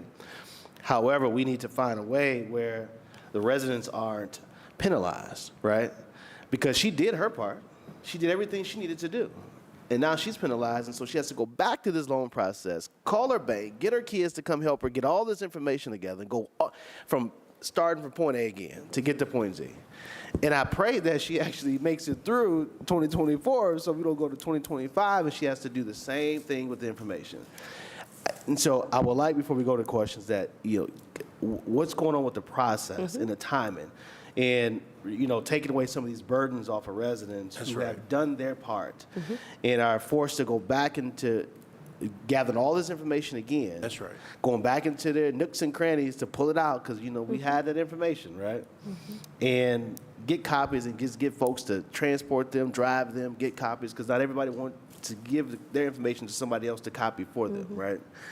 So contractor side is good, but the process internal that you all have is another thing.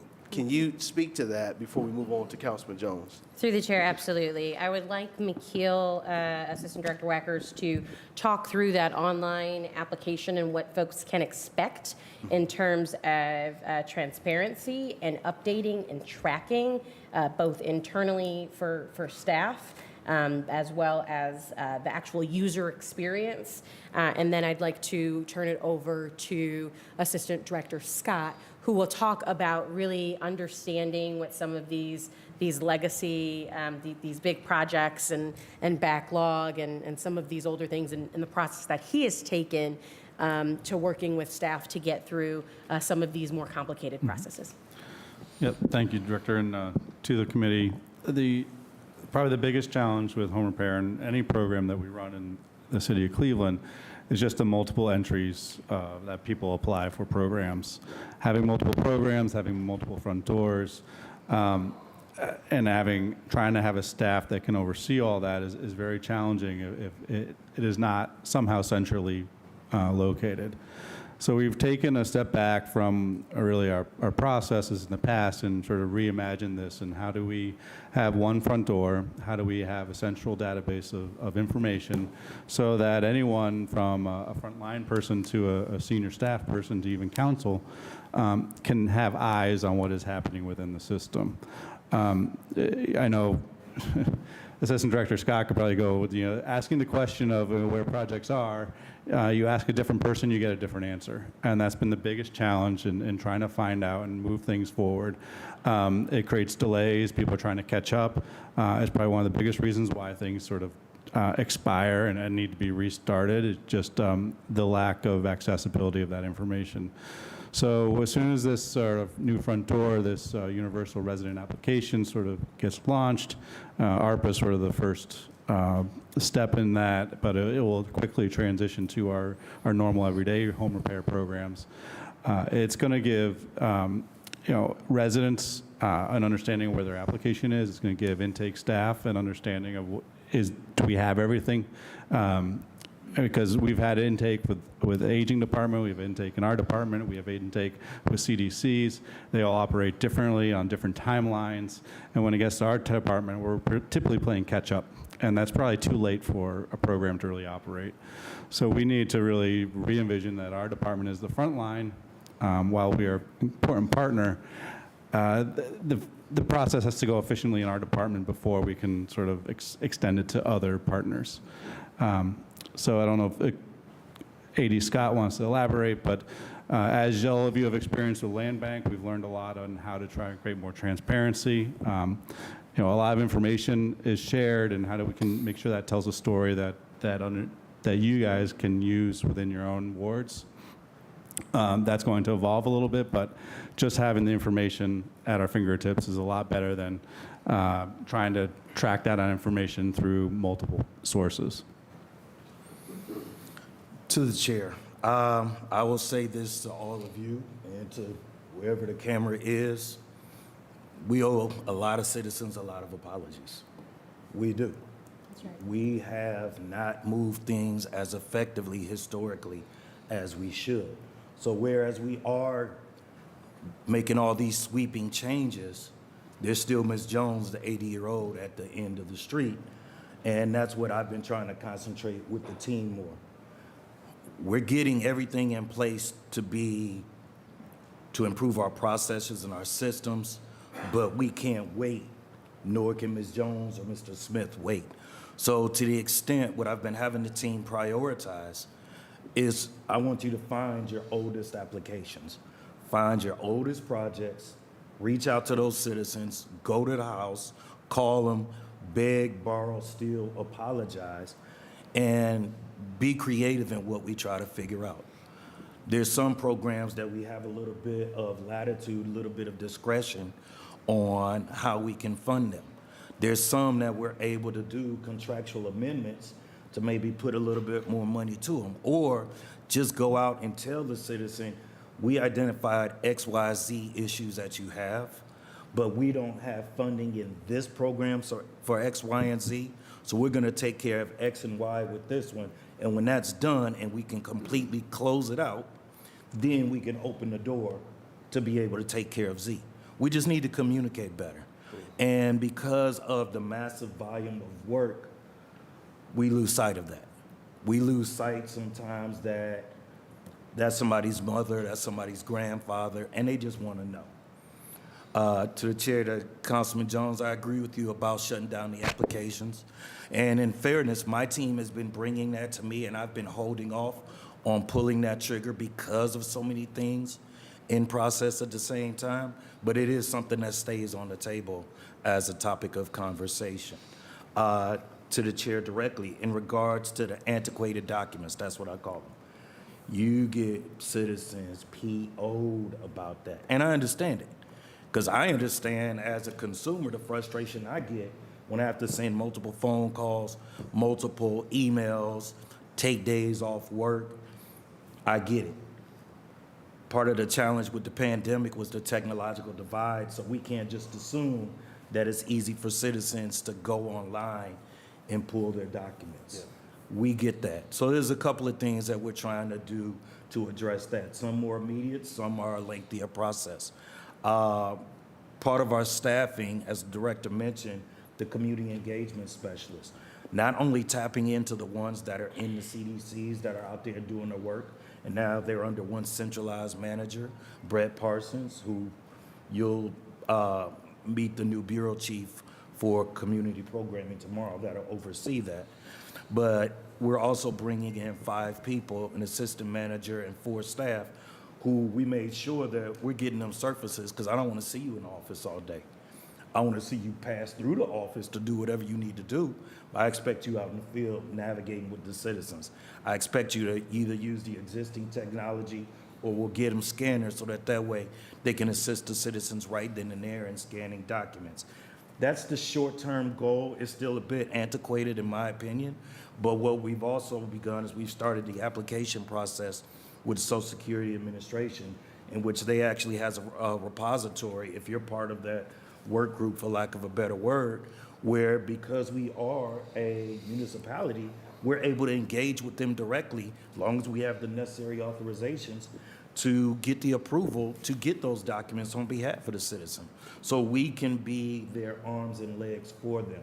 That process will take longer. It is something that we have to engage with law with, and then presuming we check all our boxes, then we'll have to engage with SSA about that. But that's something that we're looking at in the future, because I know intimately about the frustration with those documents. So those are 2 things that we are greatly working on. Our intake, we've improved our staffing there, whereas before our intake department used to be involved with a whole bunch of different things. They were chasing down payments, they were doing contractor payments. At this point, intake is just that. They're doing the intake. They are talking to the citizens. They're trying to give them as much assistance as needed. Right now, we got them stationary, and we'll use the CESs as the arms because they're in the field. But I've made it clear to all of them, the vision is ultimately they won't be sitting at their desk 24/7. They'll be out there just in that whole kind of case management model, if you would, the same way as the community engagement specialists. So it really is about getting out there and making it easier for those citizens. And I'll leave it at that, because we have, I'm sure more questions will come up and there'll be responses. Thank you, Assistant Director. Councilman Jones. Thank you, Mr. Chairman. First, I just want to applaud and thank Mr. Tony Scott for apologizing to our citizens. It's the first time I've ever seen an administrator say, hey, here's our problems. We know we were not doing the best we could. And even though he wasn't in the department during that period of time, he's gotten to this department here for a bit, that he's making some positive change. And I got to also commend the director for doing something different, because this is something, Mr. Chairman, that I've been talking about, dealing with vacant lots. That each year we come in to this portion of the year, and for council members like myself and a lot of our East Side colleagues, we're bombarded with not being able to get these vacant lots and properties taken care of. And we also need to have an implementator vendor in play to start handling that volume, because apparently we just can't handle it. And so I'm going to say, I'm going to ask this question, Mr. Chairman, on the implementation vendor. I know that when you begin to try to take an assessment of the particular vendor, the question that I would have they done it before? Are they already in the actual industry itself? And when it comes to processing applications, the chairman touched base, and this is a real sensitive one here, because I get it all the time from my citizens about the encumbered task of gathering all of this information. So is it somehow, Mr. Chairman, before we start talking about the implementator, that we can streamline the application process so our seniors won't feel like they're signing their life away? And a lot of people are discouraged from getting into the program because they don't want to fill out all that application, all that process. All right. To the chair, to the councilman. The short answer is yes. Yes. Part of what AD Wackers is doing by creating the universal application is reducing some of the difficulty. Part of the challenge is we're the front door, right? People see community development, so we're the ones that appear as if we're withholding funding or as if we're setting these egregiously rigorous standards, and that's actually not true. We have a responsibility to the funding source, to the ARPAs, to the HUDs, to the ODOD, to get the documentation that's going to satisfy their threshold. And unfortunately, that challenge gets passed off to the citizens. So we are going to continue to work to minimize the challenge with the applications as much as possible. But the greater thing is that make ourselves more accessible to the citizens to help them navigate it through it. As I mentioned with the case manager, if you think about if people are applying for Medicare, Medicaid, VA benefits, you get assigned a case manager. So it's taking that more personal touch where that person knows who you are, that citizen knows who is explicitly working with their application, and will have technology right then and there with them to help them navigate it through it versus just saying, oh, go online. So that's where we're going. So again, reduce the threshold of burden as much as possible, but then elevate the hands-on approach with the citizens to make it more accessible to them. And it's going to be a culture change, right? We have to communicate it. We need to let them know that they're going to see emails from us, they're going to see letters from us, they're going to get return phone calls from us, and that it's not business as it may have been in the past. So we have to earn that trust back. And Mr. Chairman, thank you to the director. When we talk about the need, and so when we talk about the implementation manager or vendor that you're looking to get here, you know, when I've gotten back on the council here, what I've learned is that the need is so great in the Lee Harvard neighborhood. Half of our neighborhood is experiencing poverty and the likes that we have never seen before. And we know that once you release this information out, will this vendor have the ability and capacity to deal with the volume at this time? And if not, if he is or if she isn't, is there a plan to, Mr. Chairman, maybe have two implementation vendors if the volume is so great where you have to look at doing that? I'm not sure, because this is the first time I've ever heard of, well, it's not the first time. I know some vendors who can do this work on that level, but this is the first time I've heard of a city doing this.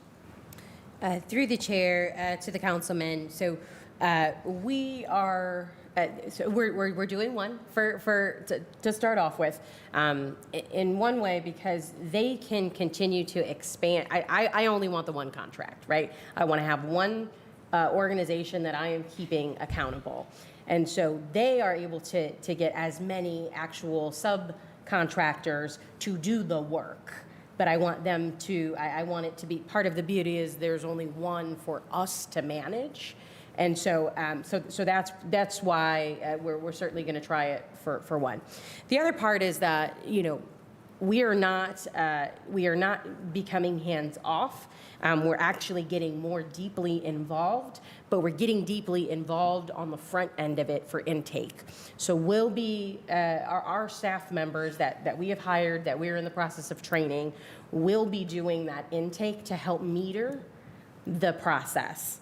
So that their goal is, as an implementation vendor coming in, is to make sure that they have enough contractors to do the work, that they're doing the work well, and it's our, it'll be our process to manage that intake initially. So we'll do that through technology, we'll do that through additional staff, and that will help the implementation vendor to put hammer to nails. And then lastly, Mr. Chairman, because I don't want to hold up the committee, and I appreciate you, is the issue of when we're bringing the jobs on.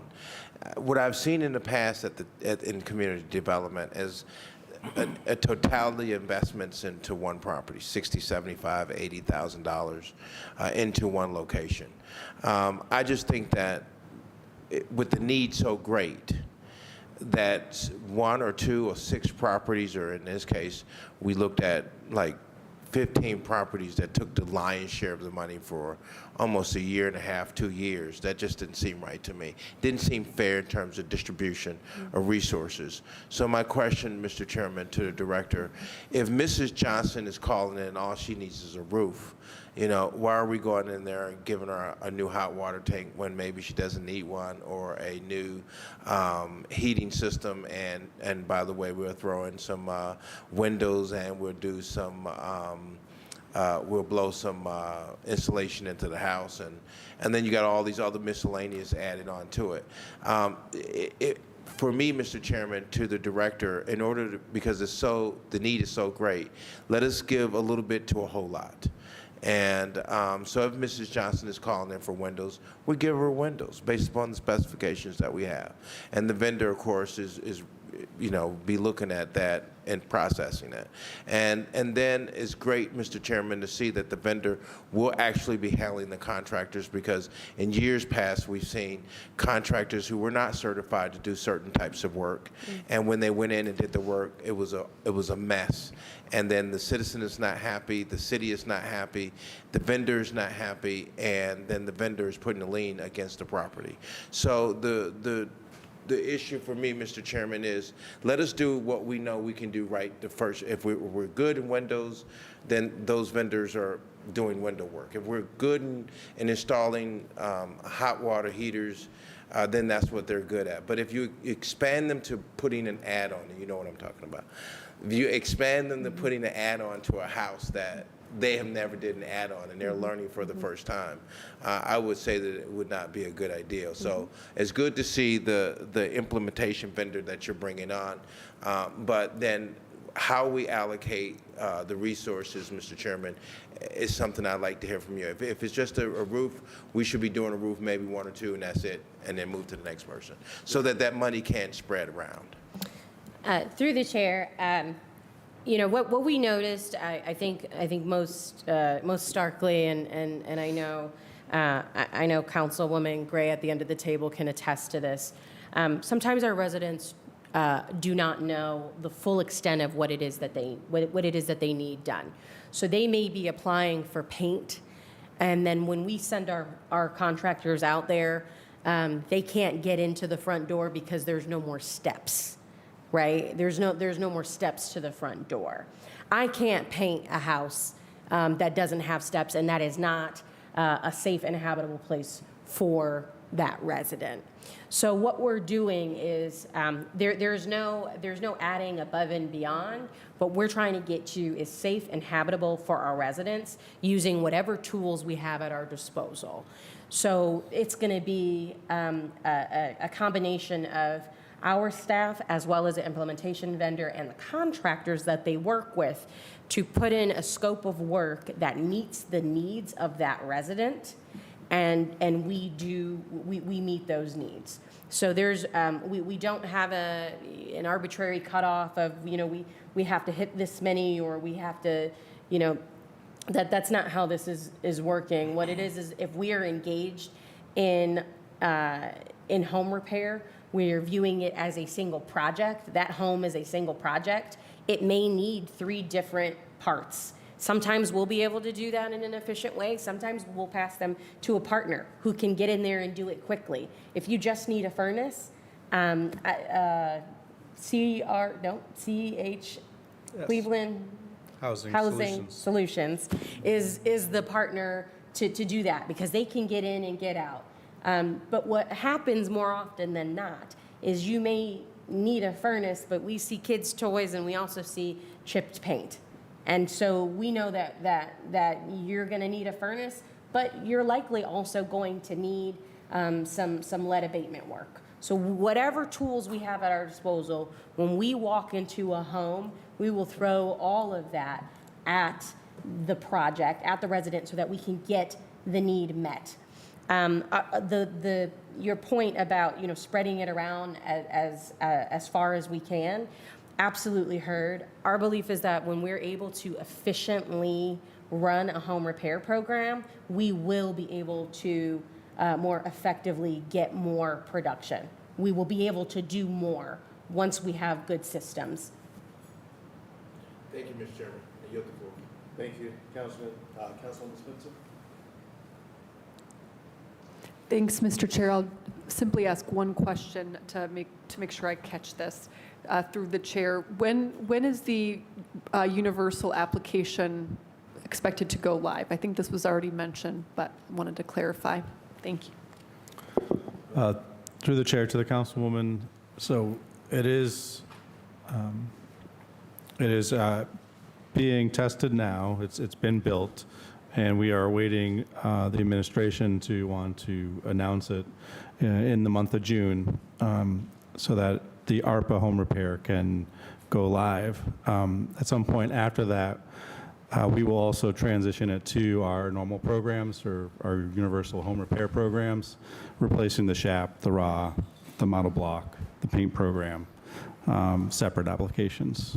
So we are really looking at a matter of weeks to, this summer. Thank you. So through the chair, the universal application initially will be for the ARPA programs, and at some point will expand to include additional programs. Is that correct, through the chair? Yeah. Through the chair, yes. And as the assistant director mentioned, these have already been built. We are testing to make sure that it's ready for prime time. We expect within the next month that we will go live, and hopefully live with both of them in pretty quick succession here. Thank you. And speaking of prime time, is there a marketing strategy, or will there be a marketing and outreach strategy for the public, through the chair? Through the chair, yes, and that's part of what we are standing up in the process. So we are working with the mayor's office and with our communications department to make sure that we're able to effectively share with our residents exactly all the information that they need to know, so that they can take advantage, full advantage of these programs. Okay, thank you. Thank you, Mr. Chair. All right, Councilman Hurst. Oh, sorry. Thank you, Mr. Chair. Just a question about the implementation vendor, and pardon me if the answers were strewn out over other people's questions, but is the implementation vendor designed to, or thought to be a contractor themselves who is going to act as like a GC for the city, or is it going to be a partner agency that can facilitate the contractor work? To the chair, essentially a construction manager. That's the term that I've been using. They'll have experience and skill in the trade, but here they're a facilitator. So they're going to be identifying, they'll use our existing contractor pool as well as identify others and are involved in spec writing, doling out the work, monitoring it, and being on site during the closings. So through the chair, will this person be an employee of the city within the department? The chair, no. It's the Right. RFP is to a third-party vendor. Okay. Through the chair to the director, I ran a 50/50 program in cooperation with the city, and actually Tony Bango was on this project as well when we were at Metro West. And the reason, what you're saying, implementation vendor, sounds like what we were doing. We knew that the city had a problem with timely reimbursements, and we knew that contractors have a problem with not getting reimbursed. So we had, I think it was payroll reserves that they had stashed away, and we knew that that money was sitting in an account. So we fronted the contractors their 50% up front, and then we reimbursed them on the day that the project was completed at 100%. And then we had time to wait 6 months to get reimbursed from the city. And it did take 6 months, but that's why we ran the program the way we did, because we knew we could get the contractors in the door. And I guess my question through the chair is, the reason that that program worked with it was Detroit Shoreway ostensibly as the partner, was because we were sitting on enough upfront cash to forward the money, to advance the money to the contractors.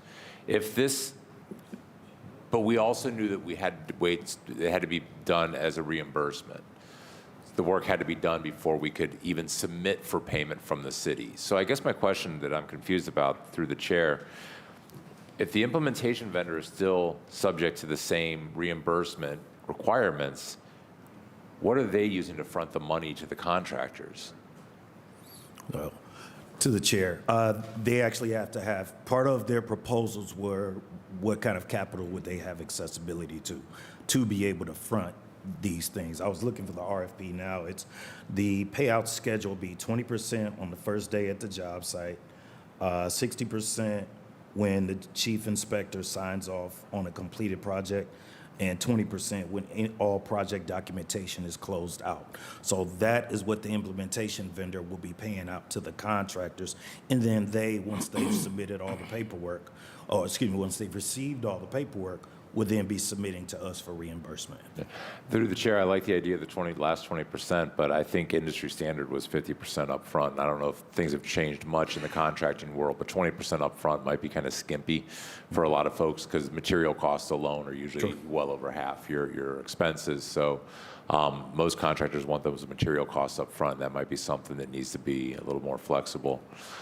But I guess through the chair to the director or assistant director then, what's the universe of people you think will be responding to this? I don't know many contractors that want to be the middleman for the city and themselves when they're out trying to score their own jobs and trying to keep their own people at work. And like, what do you envision as being the pool of people that might respond to this RFP?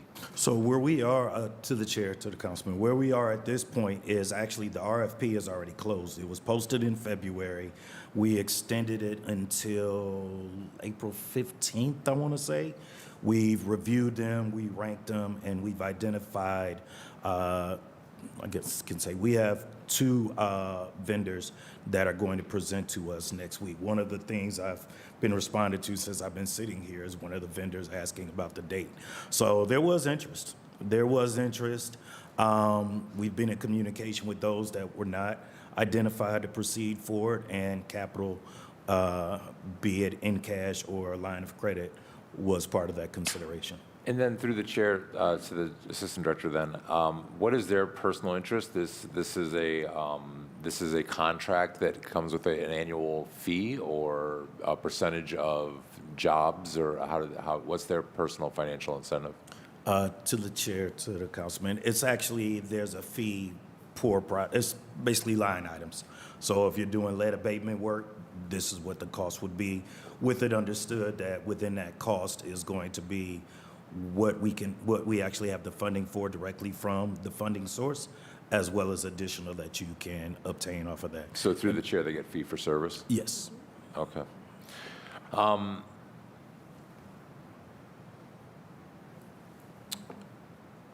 Okay, that one.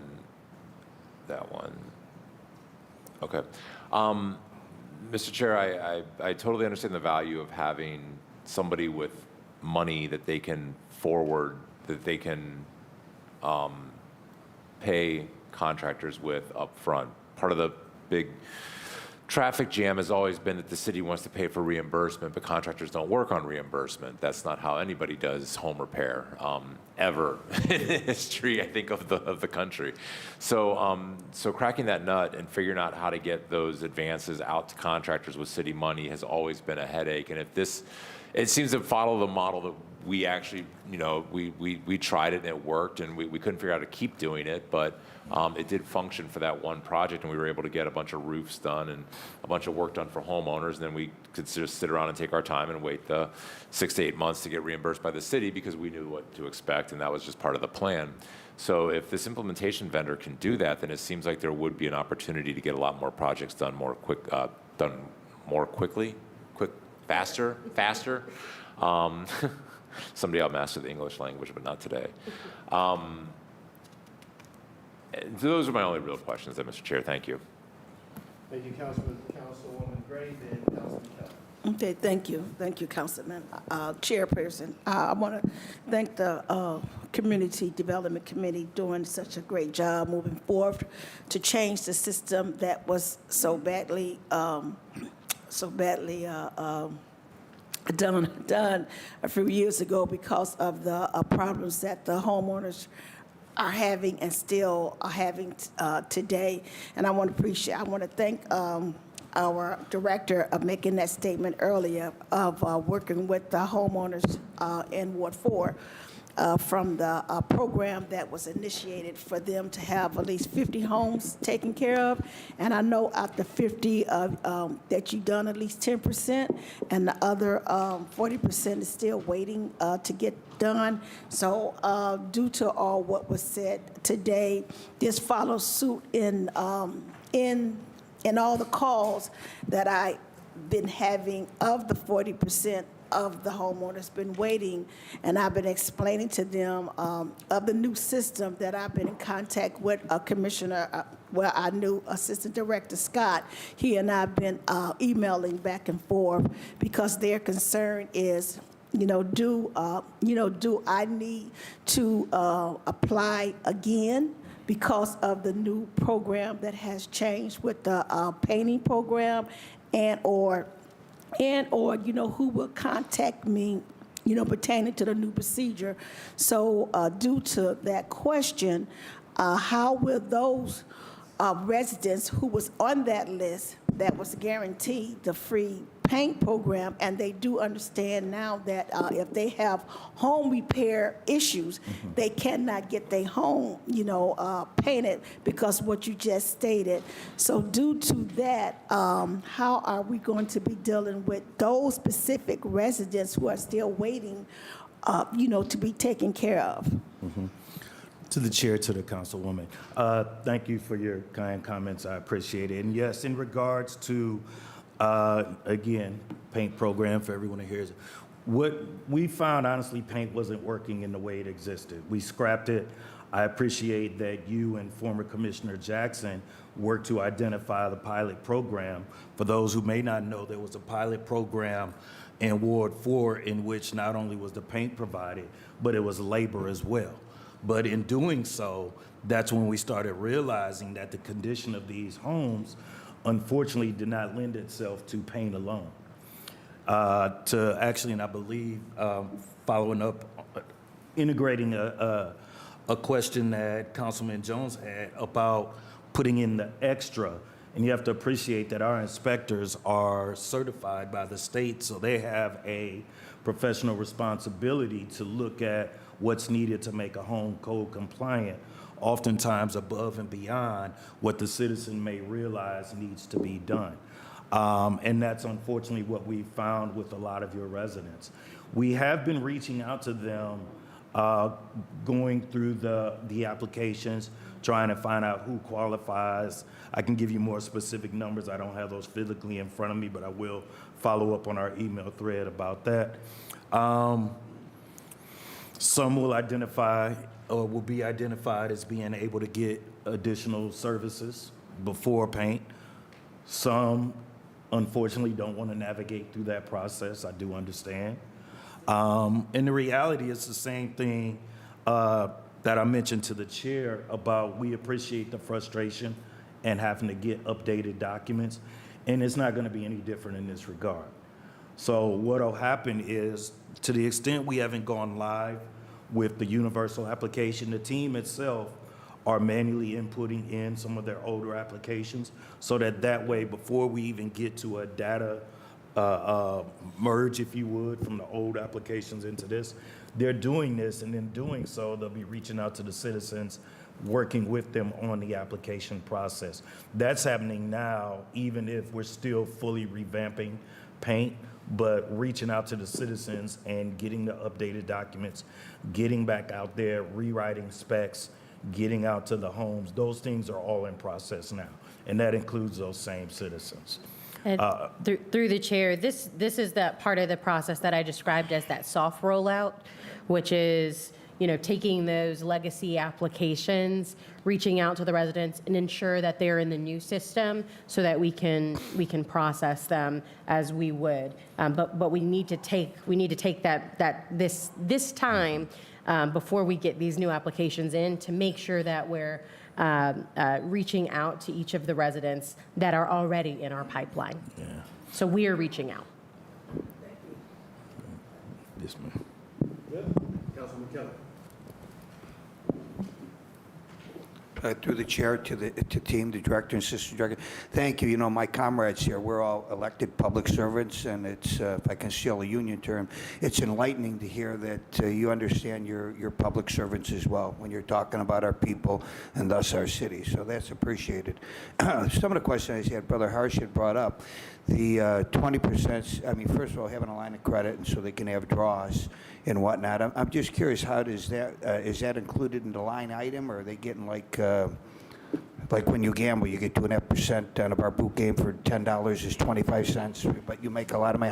How are you getting somebody to ensure that they have the money to be able to come up with that, to wait to get it back? To the chair. Good seeing you, Councilman.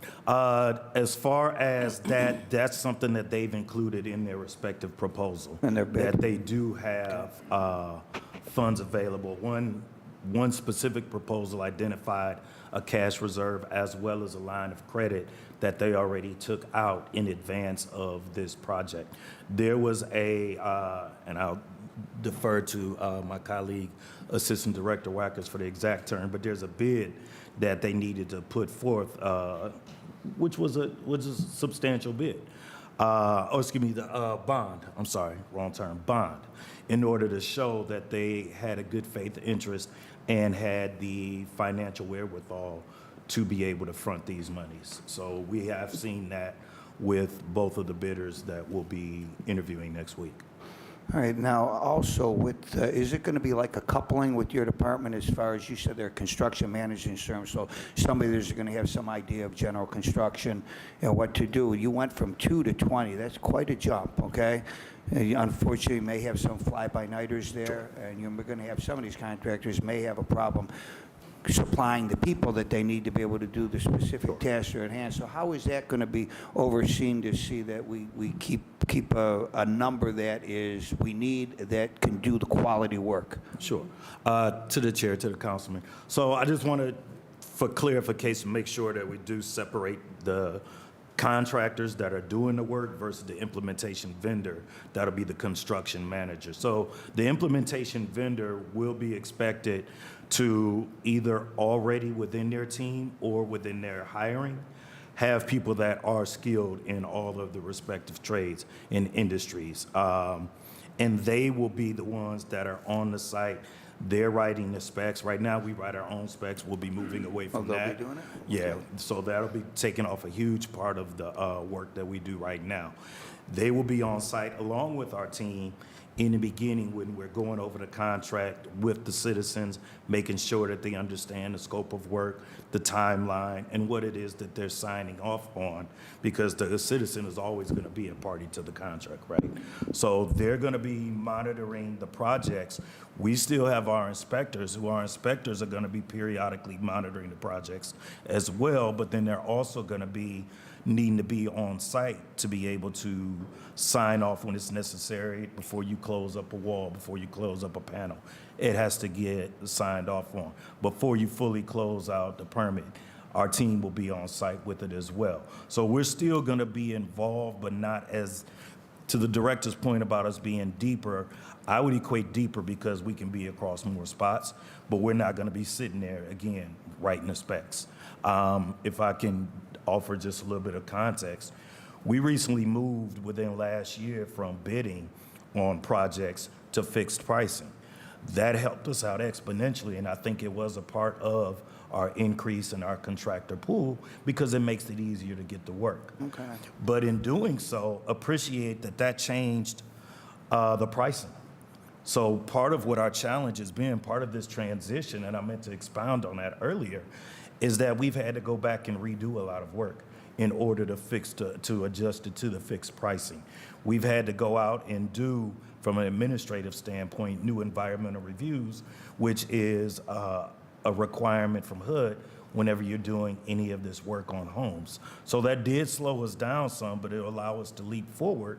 And the implementation vendor, again, has to have understanding of this fixed pricing about what is the industry standards, to speak to Councilman Harsh's point.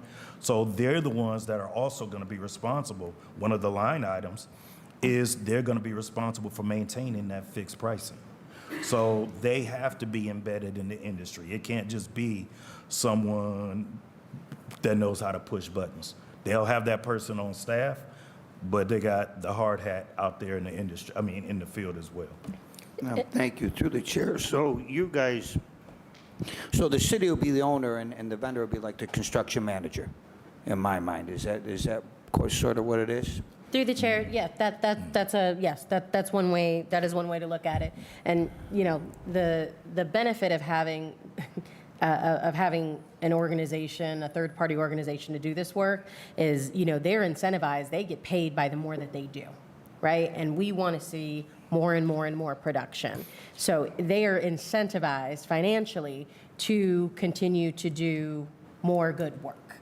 And the other part is, if they have a contractor that they're working with, a subcontractor that they're working with that doesn't meet the standards, and we're not able to then, say, sign off on it, I bet that they're going to be disincentivized from using that person again. They will use the vendors and subcontractors that can actually get the work done. So we have the dollars, we have the need. What we're missing is that middle part of how do we efficiently get the work done. We're hoping that this helps to be a response to that. And then Councilman Harsh, through the chair, one of the benefit here is volume.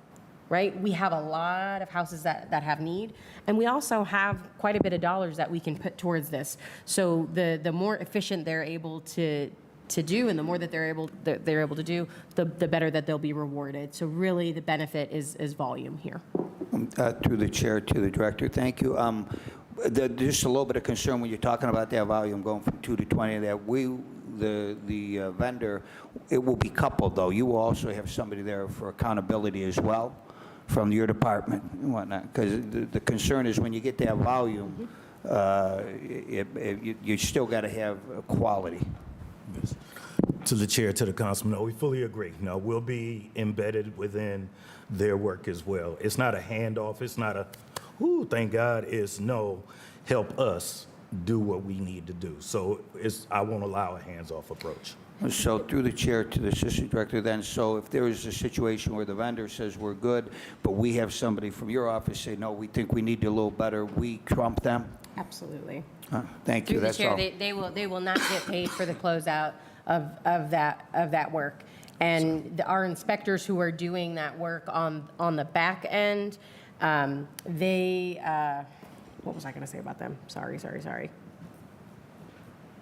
I may. please. thing to appreciate is in order for final payment to happen, it has to be a closed permit. I'm sorry, to the chair, to the councilman. Yeah, it has to be closed out. So it does not behoove them to be liberal in what they denote is complete, because it'll just be waiting. It'll be waiting until our chief inspector or acting chief inspector signs off on it.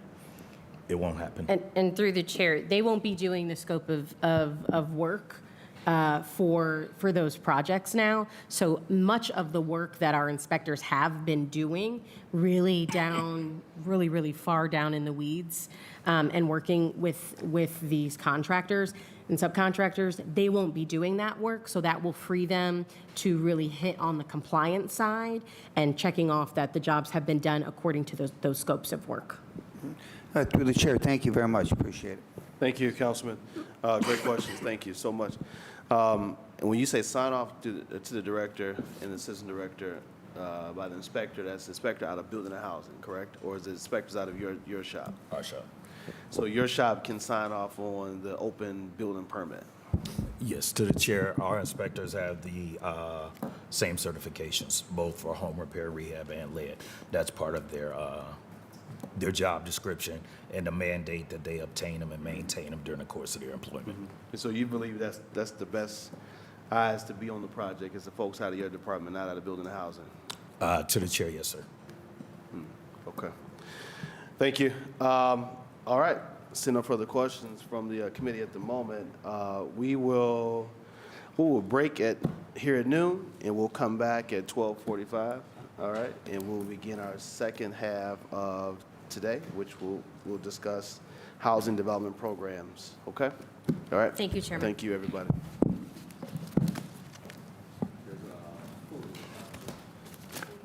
You shouldn't have. Oh, y'all was gonna say, y'all set us out?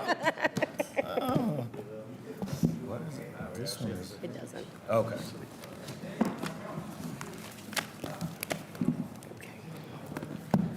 I left my purse at a restaurant yesterday, so I have to go pick it up.